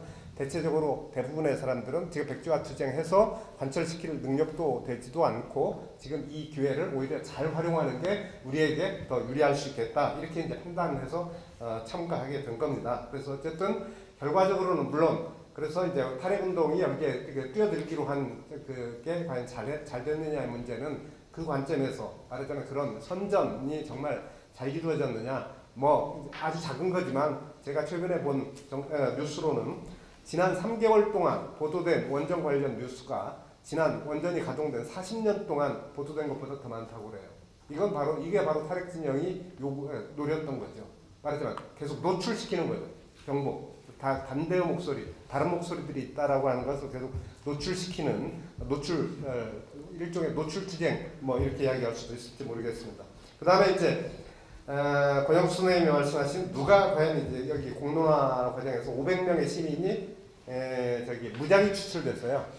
그랬을 때 시민들 거기에 모두 다 개방되어 있는 이 문제는 사실은 수기민주주의 이론적으로도 좀 논쟁이 있는 문제예요. 아시겠지만 아이리시 영 같은 이제 정치학자는 바로 이런 문제 때문에 수기민주주의 한계가 있다 이렇게 주장을 하기도 하는데, 뭐 저는 이 랜덤 셀렉션 무작위 추출이라고 하는 게 갖는 정치사적으로 아주 진보적인 의미를 저는 개인적으로 믿는 사람입니다. 그래서 오히려 이제 다른 차원에서 미래 세대나 일부 지역 주민을 이제 어떤 식으로 거기에 그 목소리를 담아낼 거냐가 이제 현실적인 디자인할 때 좀 우리가 개입했던 부분인데, 뭐 그게 뜻대로 좀 안 된 부분은 있지만 어쨌든 저는 무작위 추출이라고 하는 방식으로 대표성을 확보하려고 했던 시도가 갖는 나름대로 의미는 있다 이렇게 봅니다. 이상입니다.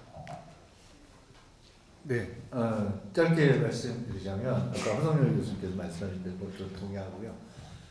그래서 뭐 조금 옛날식 표현하면 관념에 순수하면 안 된다라는 말을 드리고 싶습니다. 너무나 많은 그 관념 속에 우리가 기대치도 많고 뭐 이런 것 같은데요. 절대 관념에 순수하면 안 될 것 같고요. 뭐 노동과 관련해서 보면 제가 농담 좀 썰렁한 농담으로 요즘 뭐 공공부문 일자리를 통해 가지고 이제 비정규직 문제 해결하고 이렇게 하시니까 문 대통령은 네모다 이러면 저는 레닌 아바타다 이런 얘기도 가끔 합니다. 이제는 자본하고 투쟁 안 하고 국가하고 투쟁해서 이제 이기면은 혁명하는 거잖아요. 이 어떻게 보면은 이런 농담을 드리는 이유는 결국 자본의 문제는 별로 해결되지도 않았는데 국가가 어떠한 이상한 그 회색 지대를 만들어가지고 이 문제를 넘기고 있는 동안 아마 손우정 선생님 얘기 부분하고 연결되는데 결국은 당사자들이 이 부분에서 손을 놓고 있으면 안 될 것 같아요. 그래서 소득주도 성장론을 주장을 한다면 만약에 실패하면 아마 논쟁의 주체자들은 또 그럴 것 같아요. 이제까지 관행을 보면 기재부 관리들을 또 탓하겠죠. 근데 그럴 부분은 아닌 것 같고 소득주도 성장론이 정말 뭐 이게 뭐 하나의 유일한 대안은 아니지만 가능한 대안을 만들고 싶다면 그 안에 제가 보기에는 노동계가 좀 더 적극적으로 이 부분에 대해서 달려들어야 될 거다. 아니면 정부가 주는 떡공을 받아야 되고 그런 부분에 있어서의 좀 예상되는 우려되는 지점들은 현실화될 수도 있다. 그런 정도 드리고 싶습니다.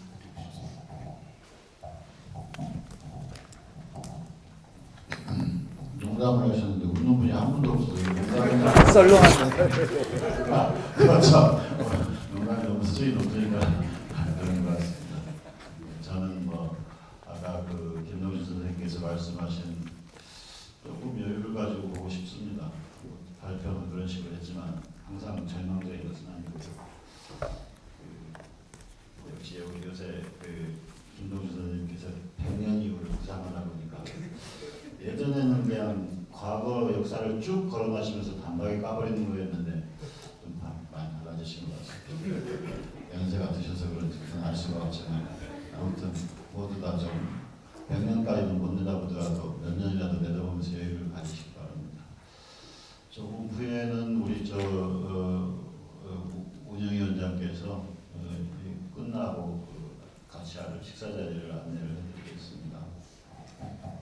이것으로서 제가 뭐라고 그랬죠? 비판사역이요? 2017년도 비판사역회를 마치겠습니다. 마지막 세션 마치고 전체 대회를 마치겠습니다. 수고하셨습니다.